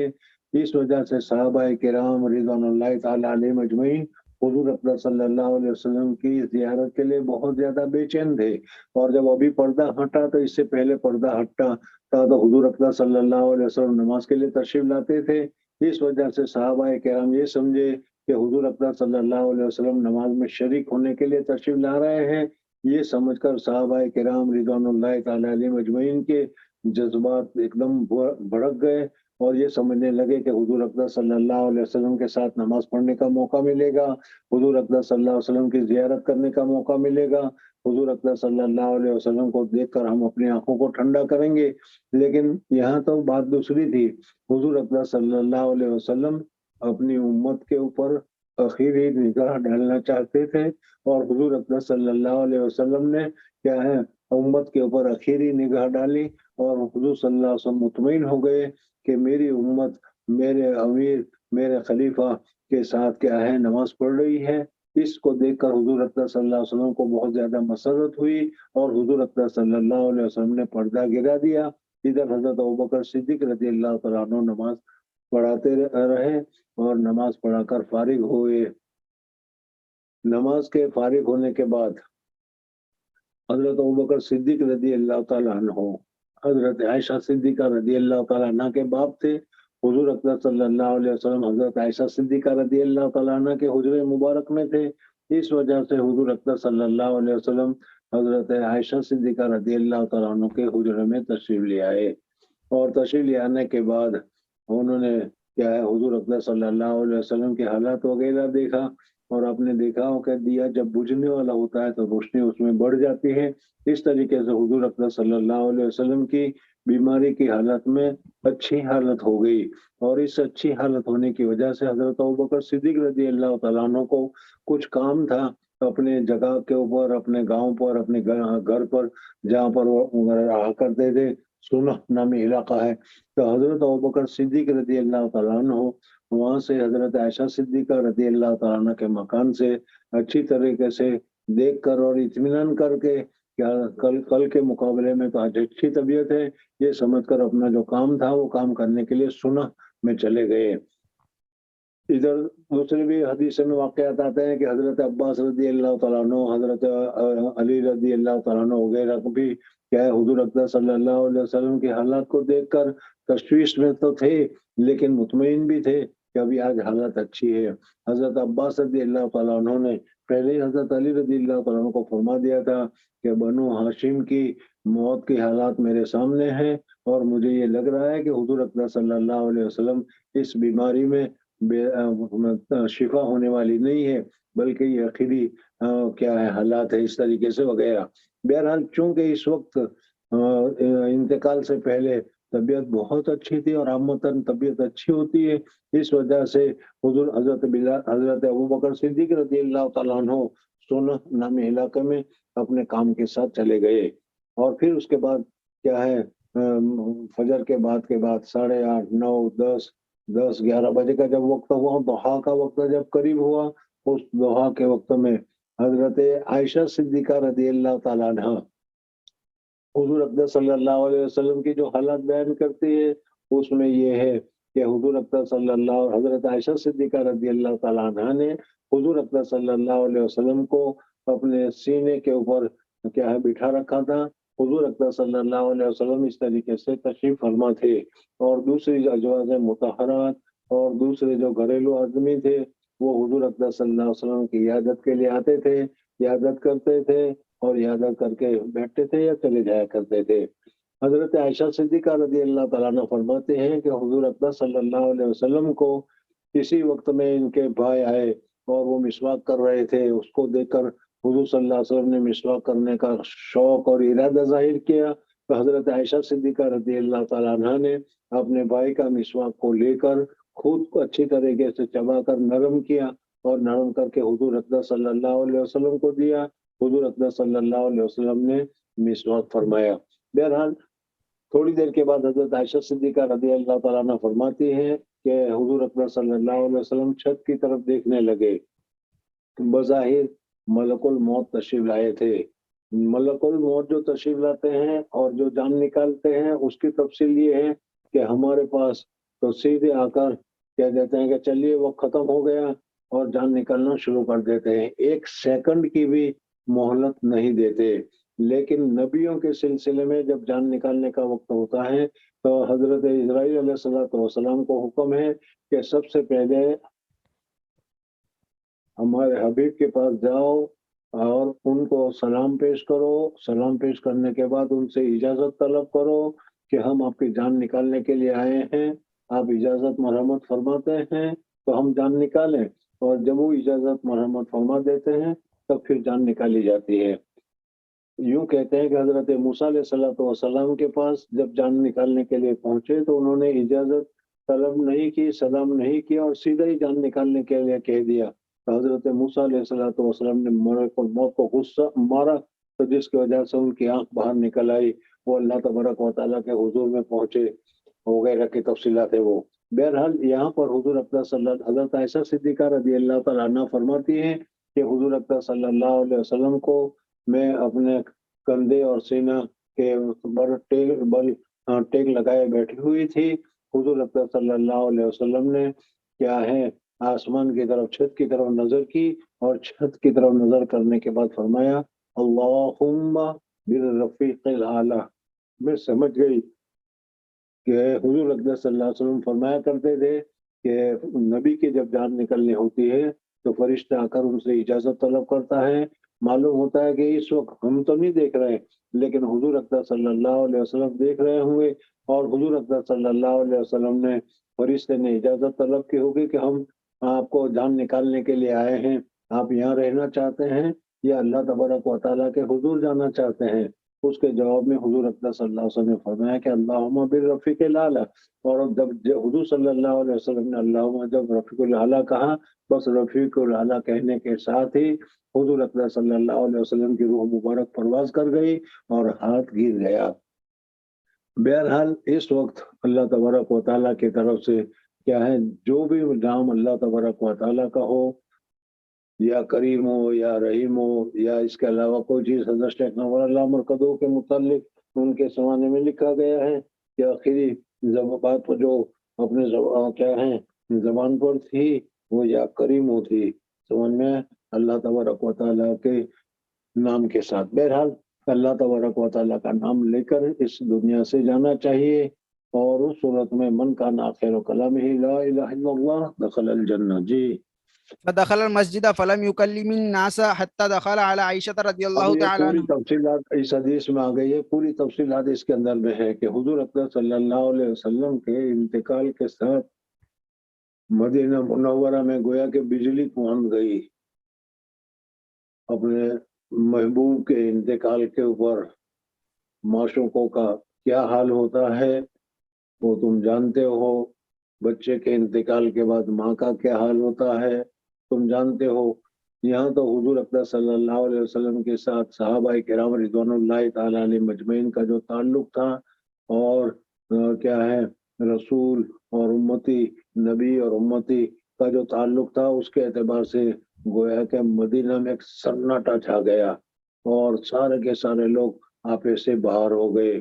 کسی کو کیا ہے اپنا حال معلوم ہی نہیں، اور جو بھی ہے وہ کیا ہے ایک قسم کی دیوانگی تو نہیں کہنی چاہیے، لیکن ایک قسم کی کیا ہے مبہوت کی حالت میں ہو گیا، اور حضور صلی اللہ علیہ وسلم کے انتقال کی خبر سے بہت ہی زیادہ پر حضرت عمر فاروق رضی اللہ تعالیٰ عنہ اس جیسا جلیل القدر صحابی بھی حضور اکرم صلی اللہ علیہ وسلم کی موت کی خبر سے کیا ہے بہت ہی زیادہ پریشانی میں آ گئے، مصیبت میں آ گئے، اور انہوں نے تلوار میان سے نکال دی اور کہا کہ جو کہے گا کہ حضور صلی اللہ علیہ وسلم کا انتقال ہو گیا ہے میں اس کی گردن کاٹ دوں گا۔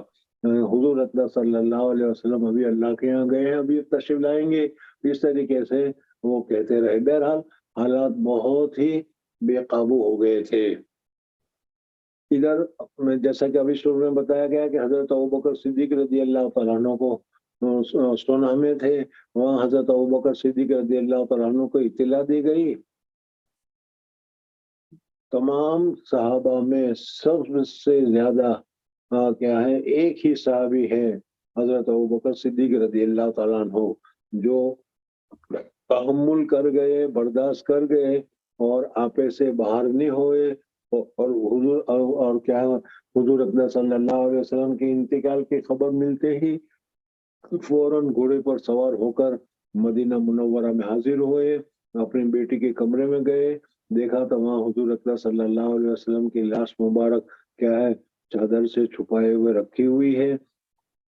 اب حضرت ابوبکر صدیق رضی اللہ تعالیٰ عنہ نے دیکھا، باہر سے آ رہے تھے، مسجد میں دیکھا، حضرت عمر کو دیکھا کہ وہ تلوار چونتے ہوئے غصے میں کہہ رہے ہیں کہ جو بھی کہے گا کہ حضور صلی اللہ علیہ وسلم کا انتقال ہو گیا میں اس کی گردن کو اڑا دوں گا وغیرہ۔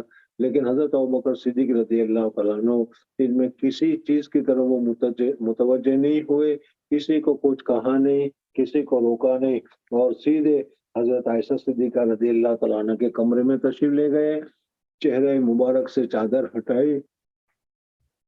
حضرت ابوبکر صدیق رضی اللہ تعالیٰ عنہ نے حضور اکرم صلی اللہ علیہ وسلم کے چہرے انور کو بوسہ دیا، اور بوسہ دینے کے بعد فرمایا کہ انک میت وانہم میتون، یہ آیت پڑھی، اور آیت پڑھنے کے بعد پھر وہ چادر کو ڈھانپ دی، اور چادر کو ڈھانپنے کے بعد پھر وہ مسجد میں تشریف لائے۔ ظاہر بات ہے کہ حضور اکرم صلی اللہ علیہ وسلم کے انتقال کے بعد ابتداً یہ جو گھنٹہ ڈیڑھ گھنٹے کا جو وقت تھا، جو حالت تھی، اس حالت کے میں کیا ہوا ہوگا، کس طریقے سے ہوا ہوگا، اور کیسے برداشت کیا ہوگا، وہ سب سوچنے اور سمجھنے کی بات ہے، خود ہی سوچ لو۔ حضرت ابوبکر صدیق رضی اللہ تعالیٰ عنہ سیدھے ممبر پر تشریف لے گئے، اور ممبر پر تشریف لے جا کر خود ہی بیٹھ گئے، اور بیٹھ کر انہوں نے خطبہ پڑھنا شروع کیا۔ مسجد نبوی میں صحابہ کرام رضوان اللہ تعالیٰ علیہ اجمعین جو بیٹھ کر رو رہے تھے انہوں نے رونا چھوڑ دیا، جو پریشان حال تھے انہوں نے ساری چیزوں کو چھوڑ کر حضرت ابوبکر صدیق رضی اللہ تعالیٰ عنہ ممبر پر بیٹھ گئے۔ اس لیے حضرت ابوبکر صدیق رضی اللہ تعالیٰ عنہ کی بات کو، حضرت ابوبکر صدیق رضی اللہ تعالیٰ عنہ کی آواز کو، اور حضرت ابوبکر صدیق رضی اللہ تعالیٰ عنہ کے کلام کو سننے کے لیے سب کے سب موجود ہو گئے۔ حضرت عمر فاروق رضی اللہ تعالیٰ عنہ جو جوش میں کھڑے تھے اور جو باتیں کہہ رہے تھے، جو بھی میں نے بتایا، حضرت ابوبکر صدیق رضی اللہ تعالیٰ عنہ نے حضرت ابوبکر صدیق رضی اللہ تعالیٰ عنہ نے حضرت عمر فاروق رضی اللہ تعالیٰ عنہ کو بھی کچھ نہیں کہا. یہ نہیں کہا کہ چپ رہ جاؤ، آ جاؤ، بیٹھ جاؤ، کچھ نہیں کہا. خود جا کر بیٹھ کر خطبہ پڑھنا شروع کیا اور اس خطبے کو سننے کے لیے صحابہ کرام رضوان اللہ تعالیٰ علیہ مجمعین سب کے سب جمع ہو گئے. سب جمع ہو گئے تو حضرت ابوبکر صدیق رضی اللہ تعالیٰ عنہ نے قرآن پاک کی وہ آیت ذکر کی جس میں حضور اقدس صلی اللہ علیہ وسلم کے لیے بتایا گیا تھا کہ آپ کے اوپر بھی موت طاری ہوگی. دنیا میں جو بھی آیا ہے کل نفس ذائقۃ الموت، تو جو بھی آیا ہے ہر ایک کو موت یقینی ہے. کوئی یہاں پر دوام کو لے کر ہمیشگی کو لے کر نہیں آیا ہے، بلکہ اللہ تبارک و تعالیٰ نے جتنی مدت لکھ رکھی ہے، جتنا وقت لکھ رکھا ہے، اس وقت سے 1 منٹ آگے یا 1 منٹ پیچھے نہیں ہوتا، وہ اپنی جگہ پر آ جاتا ہے. بہت سارے ایسے واقعات ہیں کہ ڈاکٹروں کو جمع کیا گیا، بڑے بڑے 15-17 ڈاکٹروں کو بھی جمع کیا گیا، لیکن کوئی کچھ نہیں کر سکتا اس وجہ سے کہ موت یقینی ہے. بہرحال حضرت ابوبکر صدیق رضی اللہ تعالیٰ نے وہاں پر یہ آیت پڑھی جو قرآن پاک میں ہے انک میت وانہم میتون وغیرہ. تو صحابہ کرام رضوان اللہ تعالیٰ علیہ مجمعین کو جو کیا ہے ایک بے خودی کی حالت تھی، اس میں سکون محسوس ہوا اور ان کو بھی اطمینان ہو گیا کہ واقعی میں اللہ تبارک و تعالیٰ نے پہلے فرما بھی دیا ہے اور یہ ساری آیتیں ہم حافظ بھی ہیں، لیکن ظہور ہو گیا تھا وہ یاد آ گیا. کہا کہ پھر اب مدینہ منورہ میں ہر ایک کے زمان پر انک میتون وانہم میتون وغیرہ کی آیتیں ہر ایک جیسا یہی سمجھ رہے ہیں کہ ظہور ہو گیا تھا اور دماغ سے ہٹ گئی تھی، بھول گئے تھے، وہ ایک دم یاد آ گئی اور سب اسی آیت کو وہ پڑھ رہے تھے. حضور اکرم صلی اللہ علیہ وسلم کے انتقال کا صحابہ کرام رضوان اللہ تعالیٰ علیہ مجمعین کو اطمینان ہوا اور پھر اس کے بعد انہوں نے کیا ہے حضور اکرم صلی اللہ علیہ وسلم کے تجہیز کے لیے، تکفین کے لیے کیا کرنا چاہیے اس میں مشورہ ہوا. پھر اس کے ساتھ ساتھ کون امیر ہونا چاہیے، انصار میں سے کوئی ہونا چاہیے، مہاجرین میں سے ہونا چاہیے وغیرہ. یہ ایک مسئلہ مستقلاً شروع ہوا اور حضرت ابوبکر صدیق رضی اللہ تعالیٰ عنہ حضرت عمر فاروق رضی اللہ تعالیٰ عنہ کے ساتھ کیا ہے وہاں سقیفہ بنی ساعدہ میں گئے، وہاں باتیں ہو رہی تھی اور وہاں پر حضرت ابوبکر صدیق رضی اللہ تعالیٰ عنہ سے بیعت ہو گئی اور حضرت ابوبکر صدیق رضی اللہ تعالیٰ عنہ کو حضور اکرم صلی اللہ علیہ وسلم کا خلیفۃ الرسول نائب بنا دیا گیا. بس یہ ساری تفصیلات ہیں جو ابھی تمہارے سامنے آئے گی. جی. فتيمم النبي صلى الله عليه وسلم وهو مسجن ببرد حبرة فكشف عن وجهه ثم أكب عليه فقبله. حضرت ابوبکر صدیق میں ابھی جو میں نے بتایا وہ تقریباً انہی الفاظ میں آئے گا، اس الفاظ کے ساتھ جوڑتے چلو تاکہ کتاب حل ہو، ورنہ تو قصے کے طور پر تم نے سن لیا اور آنکھیں بند کر کے عبارت پڑھو گے پتہ نہیں چلے گی.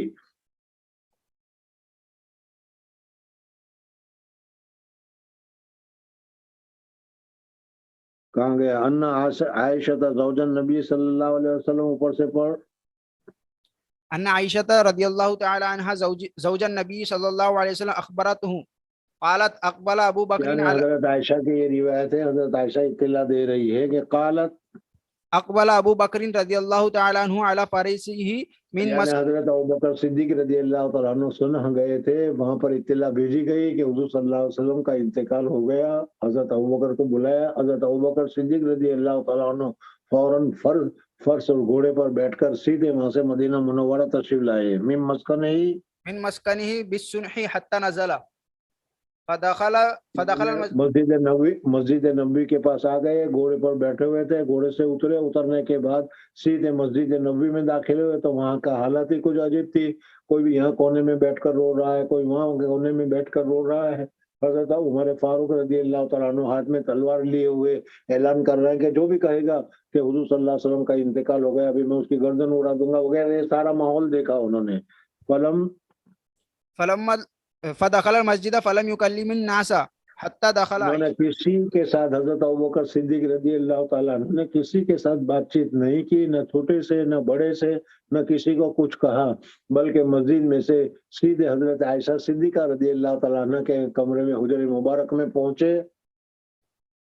فتیمم النبی صلی اللہ علیہ وسلم حتی دخل علی عائشہ، حتی دخل علی عائشہ رضی اللہ اس تعالی وجہ عنہ، سے کہ حضرت عائشہ صدیقہ رضی اللہ تعالیٰ عنہ ان کی بیٹی تھی، اور بیٹی ہونے کی وجہ سے گھر میں آنے کی اجازت ہوتی ہے ابا جان کو، اس وجہ سے گھر میں داخل ہو گئے۔ دخل عائشہ فتیمم النبی صلی اللہ علیہ وسلم، جہاں حضور اقدس صلی اللہ علیہ وسلم کو چادر اڑا کر لٹائے ہوئے تھے، سیدھے حضرت ابوبکر صدیق رضی اللہ تعالیٰ عنہ حضور اقدس صلی اللہ علیہ وسلم کے لاش مبارک کے پاس، حضور اقدس صلی اللہ علیہ وسلم کے جسم اطہر کے پاس حضرت ابوبکر صدیق رضی اللہ تعالیٰ عنہ پہنچے۔ وہ ہوا وهو مسجن ببرد حبرۃ، برد حبرہ، ایک چادر تھی، اس چادر کے ذریعے سے حضور اقدس صلی اللہ علیہ وسلم کو ڈھانپ رکھا تھا جی۔ فکشف عن وجهه ثم اکب علیہ فقبل، اور پھر اس کے بعد حضور اقدس صلی اللہ علیہ وسلم سے پردہ ہٹایا، وہ چادر ہٹائی، اور چادر ہٹانے کے بعد حضور اقدس صلی اللہ علیہ وسلم کے اوپر وہ جھک گئے قب، اور حضور اقدس صلی اللہ علیہ وسلم کی پیشانی مبارک کو بوسہ دیا جی۔ ثم بکا فقال بأبی انت یا نبی اور اللہ، پھر رو پڑے۔ میت کے پر رونے کا متعلق ان قریب بھی معلوم ہوگا کہ رونا چاہیے کہ نہیں رونا چاہیے۔ اس کا یہ ہے کہ اگر اس طریقے سے آنکھوں سے آنسو نکل آئے اور کیا ہے آدمی روئے تو یہ رونا جائز ہے، جزا فضا کر کے رونا، اور کیا ہے اس کے اوصاف کو بتا کر وہ میرے فلاں، وہ میرے فلاں، اس قسم کے کر کے جو رویا جاتا ہے، اس رونے کی حدیث پاک میں منع کی گئی ہے۔ باقی ویسے اگر آنکھ میں سے آنسو نکل آئے اور کیا ہے تو اس طریقے سے، یا ذرا سی ہچکی سی بن جائے، ذرا سا الفاظ نکل جائے، تو اس قسم کی رونے کو منع نہیں کیا گیا ہے۔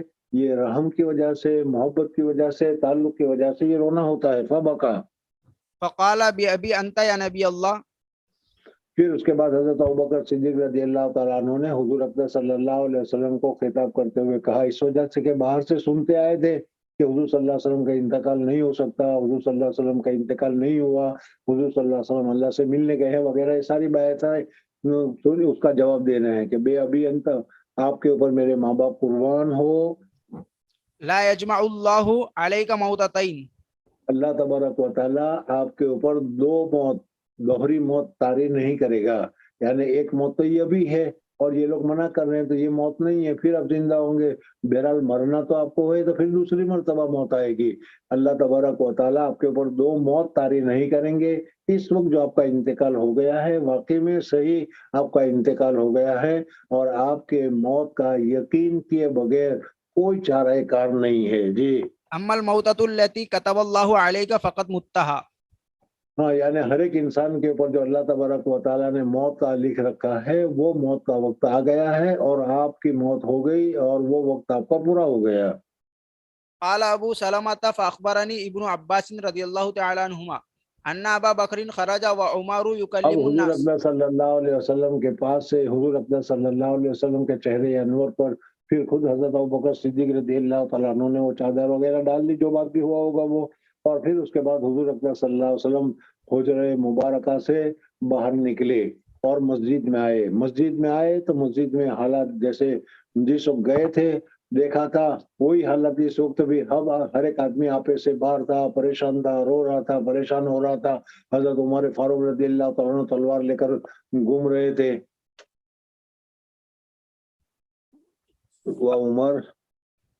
وعمر یکلم الناس فقال اجلس، حضرت عمر فاروق رضی اللہ تعالیٰ عنہ اسی طریقے سے لوگوں کو میں آواز لگا رہے تھے۔ حضرت ابوبکر صدیق رضی اللہ تعالیٰ نے کہا کہ عمر بیٹھ جاؤ، بیٹھ جاؤ، لیکن ظاہر بات ہے کہ حضرت عمر فاروق رضی اللہ تعالیٰ عنہ بھی اپنے سے باہر، آپے سے باہر نکلے ہوئے تھے، پریشان تھے۔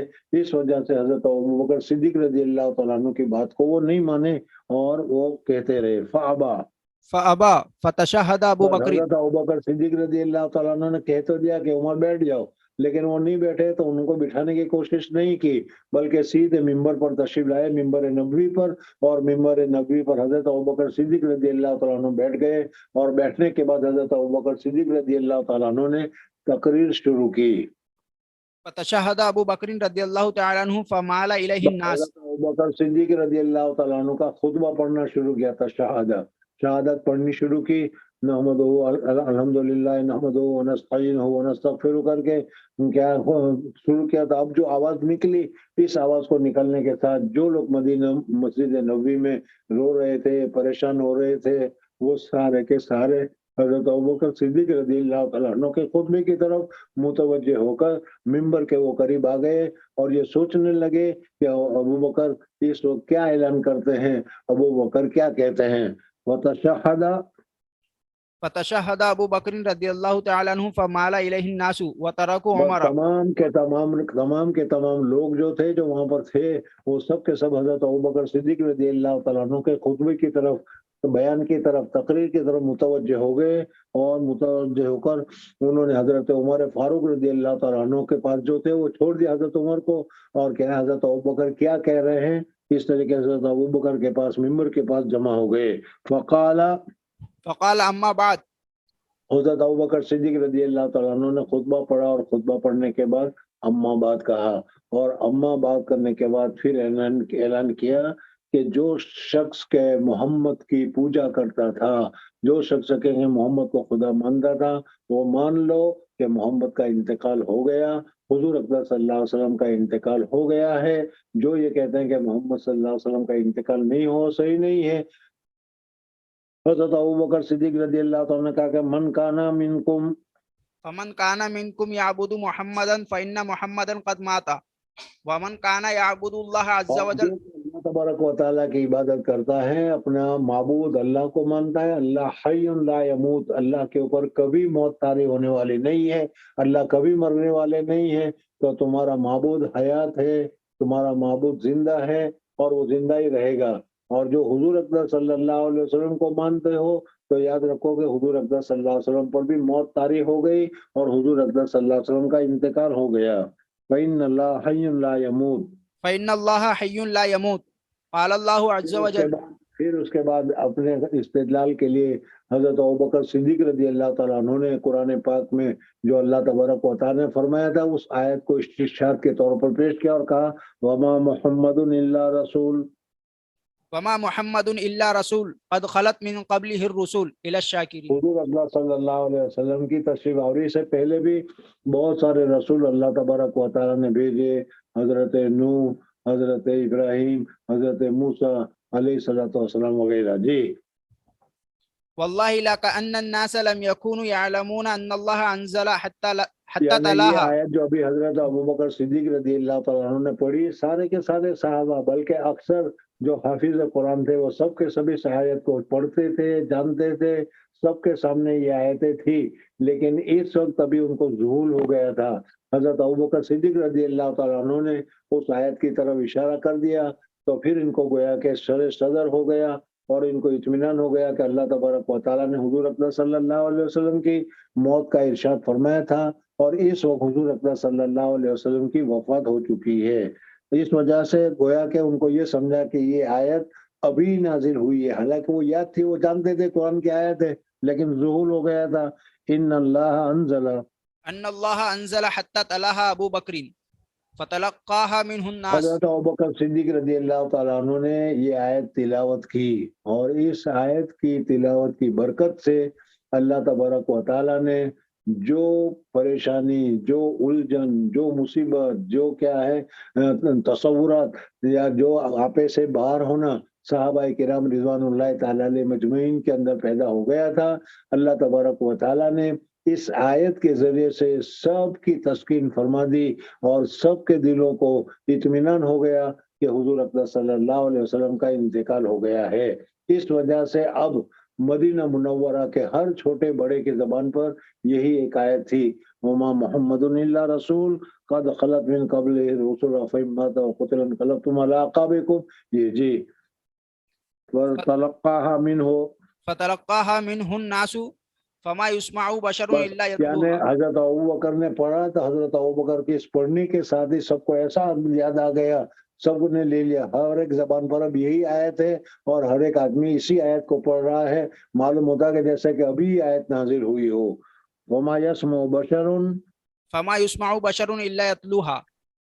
بس ہر ایک بشر جو ہے، ہر ایک صحابی جو ہے، مرد ہے، عورت ہے، بچہ ہے، جوان ہے، سب اسی آیت کی گویا کہ تلاوت کر رہے ہیں. جی.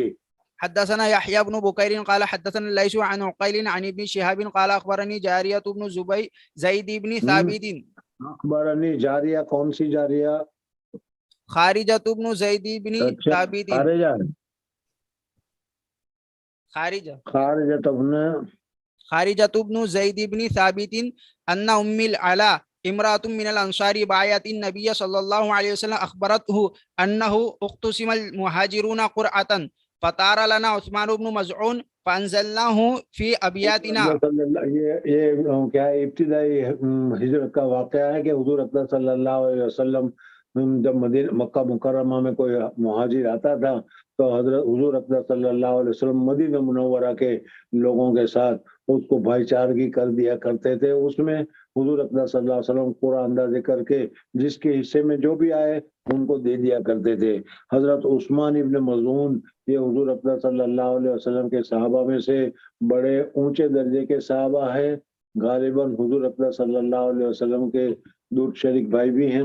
بہرحال یہ جب آئے تو ان کو کیا ہے قرآن اندازی کی گئی اور قرآن اندازی کرنے کے بعد ان کا نام ان لوگوں کے پاس آیا، عثمان ابن مظعون. فأنزلناه في أبياتنا فوجع وجعه الذي بھائی بنا دیا، اس وجہ سے ہم ان کو اپنے گھر لے گئے اور ہم نے ان کو اپنے گھر میں رکھنا شروع کیا. فوجع وجعه الذي توفي فيه. ان کو کوئی تکلیف ہو گئی، کوئی بیماری ہو گئی اور اس بیماری کی وجہ سے ان کا انتقال ہو گیا. جی. فلما توفي وغسل وكفن في أثوابه دخل رسول الله صلی اللہ ظاہر علیہ بات وسلم. ہے کہ میت کے بعد اس کو غسل کفن وغیرہ کرنے کے بعد اس کو کیا ہے تیار کیا گیا. حضور اکرم صلی اللہ علیہ وسلم ان کے گھر پر تشریف لائے. جی. فقلت رحمت اللہ علیک ابا السائب فشہادتی علیک لقد. یہ عورت جو ہے وہ یہ حضور صلی اللہ علیہ وسلم کے سامنے کہتی ہے کہ آپ بہت ہی متقی، پرہیزگار اور بہت ہی اونچے درجے کے صحابی تھے. جنت آپ ہی کے لیے تو جنت ہے، آپ تو جنتی ہو گئے.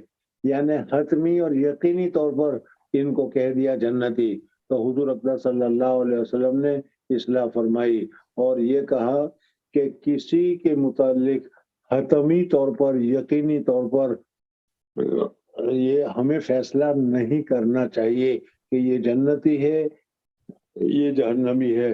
اللہ تبارک و تعالیٰ کے اوپر چھوڑ دینا چاہیے. جی. یا ابا صاحب ابا السائب فشہادتی علیک لقد اکرمک اللہ. فقال ہمیں اللہ کی ذات سے امید ہے کہ آپ سے اللہ تبارک و تعالیٰ نے بہت ہی اعزاز اور اکرام کیا ہوگا، جنت میں جگہ دے دی ہوگی، آپ تو جنت میں آرام کر رہے ہوں گے. جنت حتمی اور یقینی طور پر دو چیزیں الگ الگ ہے. ایک تو کثرت گمان کی وجہ سے اور دوسرا 100% یا کیا ہے ڈیفینیٹ کا جو ہے. اس کے لیے حضور صلی اللہ علیہ وسلم منع کر رہے ہیں کہ ہمیں کسی کے متعلق ڈیفینیٹلی حکم نہیں لگانا چاہیے. جی. فقال النبی صلی اللہ علیہ وسلم وما یدریک ان اللہ اکرمہ. فقلت بأبی انت یا رسول اللہ. یعنی حضور صلی اللہ علیہ وسلم نے ان سے پوچھا کہ جو تم یہ کہہ رہے ہو کہ تم تو جنتی ہو گئے، جنتی میں ہو، یہ تم کس دلیل کی وجہ سے کہہ رہے ہو، کس وجہ سے کہہ رہے ہو، تو اس کا ثبوت اور اس کا دلیل کیا ہے؟ تو انہوں نے کہا کہ ثبوت تو نہیں ہے لیکن یہ اتنا نیک تھا کہ یہی جنت میں ہوگا، یہ ہم کہہ رہے ہیں. تو حضور صلی اللہ علیہ وسلم نے فرمایا بے ابی انت یا رسول اللہ، فمن یکرمہ اللہ. اگر یہ جنت میں نہ ہو تو پھر کس کو اللہ تبارک و تعالیٰ جنت میں اکرام اور اعزاز کے ساتھ داخل کریں گے؟ ایسے نیک آدمی کے لیے تو جنت ہے ہی، اس لیے ہم کہہ رہے ہیں. تو حضور اکرم صلی اللہ علیہ وسلم نے فرمایا کہ کسی کے لیے ڈیفینیٹلی حکم مت لگاؤ، یہ کام اللہ کے کرنے کا ہے، تمہارا نہیں. تم تو کہہ دو کہ ہمیں اللہ کی ذات سے امید ہے کہ اللہ نے اس کو جنت دی ہوگی، یہ کہہ سکتے ہو، لیکن وہ تو جنتی ہی ہے یہ کہنا صحیح نہیں ہے. جی. فقال اما ہوا فقد جاءہ الیقین.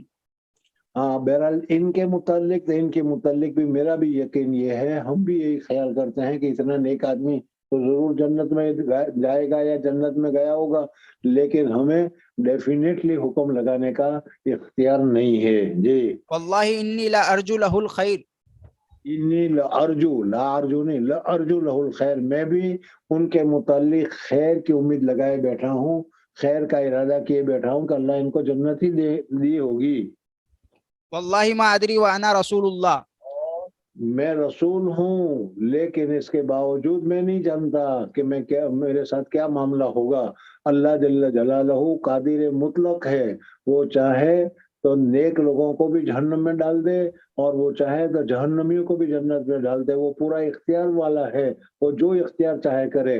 میں نبی ہوں، مجھے اللہ کی ذات سے امید ہے کہ اللہ تبارک و تعالیٰ مجھے جنت دے گا، لیکن میں نبی ہوں اس لیے میرے لیے کیا جنت ہی ہے یہ میں نہیں کر سکتا. یہ اللہ تبارک و تعالیٰ کے اختیار میں ہے، اللہ تبارک و تعالیٰ کی قدرت میں ہے. وانا نبی وانا وانا رسول رسول اللہ اللہ ما یفعل بی.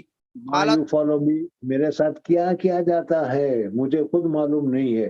دیکھو حضور اکرم صلی اللہ علیہ وسلم رحمت للعالمین، حضور صلی اللہ علیہ وسلم اتنے سارے اونچے درجے کے بعد خود اللہ تبارک و تعالیٰ سے اتنا ڈرتے ہیں اور اللہ تبارک و تعالیٰ کی قدرت کاملہ کا اعتراف کرتے ہیں، یقین کرتے ہیں.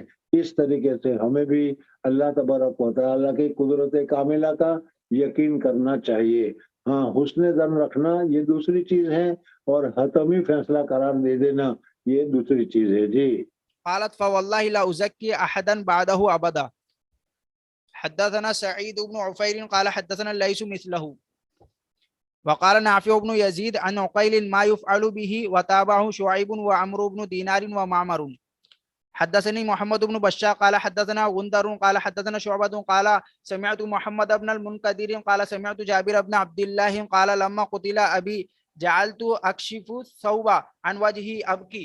حضرت جابر بن عبداللہ رضی اللہ تعالیٰ عنہ یہ بھی حضور اکرم صلی اللہ علیہ وسلم کے ایک صحابی ہیں اور مدنی صحابی ہیں، اور غزوہ احد میں حضرت عبداللہ کا انتقال ہو گیا تھا اور یہ بڑا مشہور واقعہ ہے. شاید میں نے پہلے تمہیں کہا بھی نہیں ہو تو ابھی عنقریب بھی آگے آئے گا. بہرحال حضرت جابر بن عبداللہ رضی اللہ تعالیٰ عنہ روایت بیان کرتے ہیں کہ ان کے والد تھے، ان کا نام تھا حضرت عبداللہ، اور غزوہ احد کا موقع تھا. غزوہ احد کے موقع پر انہوں نے اپنے بیٹے کو بلایا اور بلانے کے بعد کہا کہ میرے بیٹے دیکھو، فلانے یہود سے فلانے سے میں نے اتنا قرضہ لیا ہے، اس وجہ سے ان سارے قرضوں کو ادا کرنے کی ذمہ داری تیری ہے.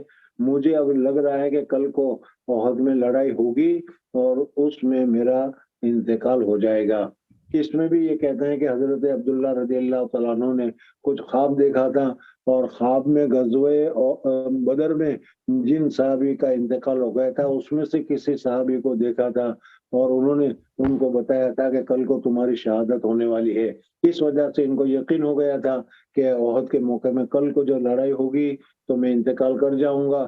اس لیے اس نے مرنے سے پہلے یہ سارے انتظام کیے، اپنے بیٹے کو بلایا اور بیٹے کو بلانے کے بعد کہا کہ میرے بیٹے دیکھ، میں تمہارے لیے کیا ہے کچھ اور نہیں چھوڑ جا رہا، قرضہ چھوڑ کے جا رہا ہوں. فلانے یہودیوں سے میں نے اتنا قرضہ لیا ہے اور یہ قرضہ تمہیں ادا کرنا ہے. اور دوسری بات یہ ہے کہ تمہاری یہ بہنیں ہیں، تقریباً 7 بہنیں تھیں ان کی، اور سب کے متعلق حضرت عبداللہ کو بتایا گیا، حضرت جابر کو بتایا گیا حضرت عبداللہ نے کہ دیکھو یہ تمہاری بہنیں ہیں، اس بہنیں کی نگہداشت کرنا اور ان کو تمام انتظام کرنا وغیرہ سارا تمہارے اوپر ہے، تمہیں کرنا ہوگا. مجھے امید ہے کہ کل کو میرا انتقال ہو جائے گا. بہرحال احد کے موقع پر ان کا انتقال ہو گیا اور ان کے چہرے کو بھی جیسے اس وقت میں حضرت امیر حمزہ رضی اللہ تعالیٰ عنہ کے چہرے کے ناک کان کاٹے گئے تھے، اس طریقے سے ان کے چہرے کے بھی کافروں نے ایسا کیا تھا. اس وجہ سے حضور اکرم صلی اللہ علیہ وسلم نے ان کے چہرے انور کو کپڑے سے ڈھانپ رکھا تھا. ایسے وقت میں ایسے چہرے کو کھولا جائے، دیکھا جائے تو ان لوگوں کو بہت زیادہ اذیت اور تکلیف ہوتی ہے. اس وجہ سے بہرحال چلو پڑھ لو اس میں. وینہونی والنبی صلی اللہ علیہ وسلم قال عبداللہ قال سمیت جابر بن عبداللہ رضی اللہ تعالیٰ عنہ قال لما قتل ابی جعلت اکشف جب الثوب قتل کیے گئے میرے ابا جان، جو جعلت اکشف الثوب عن وجہی، میں ان کے چہرے مبارک سے کپڑے کو ہٹا کر ان کے چہرے کو دیکھنا چاہ رہا تھا. دوسرے صحابی مجھے منع کر رہے تھے کہ مت کھولو. جی ابکی وینہونی والنبی صلی اللہ علیہ وسلم لا ینہانی. دوسرے صحابہ تو مجھے کہہ رہے تھے کہ مت کھولو مت کھولو، منع کر رہے تھے، لیکن حضور صلی اللہ علیہ وسلم نے چہرے انور کو کھولنے سے منع نہیں کیا، اس وجہ سے میں نے چہرے کو کھولا. فجعلت عمتی فاطمہ تبکی. میری پھوپھی جو تھی اما، وہ فاطمہ ان کا نام تھا، اور وہ اپنے بھائی کے انتقال پر، بھائی کے قتل پر اور بھائی کے ایسے مظلوم ہونے پر وہ رو رہی تھی. جی. فقال النبی صلی اللہ علیہ وسلم تبکین او لا تبکین. کہتا تم رو یا مت رو. فما زالت فرشتے ان کے اوپر پر کے ذریعے سے چھاؤ کر رہے تھے، تم نے رونا شروع کیا، وہ فرشتے نے چھاؤ کرنا چھوڑ دیا، وہ چلے گئے. اس وجہ سے کیا ہے، صبر کرنا چاہیے. جی. فما زالت الملائکة تذلہ بأجنحتها حتى رفعتموه. وتابعه ابن جریج قال اخبرني محمد بن المنقدر سمع جابرا رضی اللہ تعالی عنہ. باب الرجل ينعى الى اهل المیت.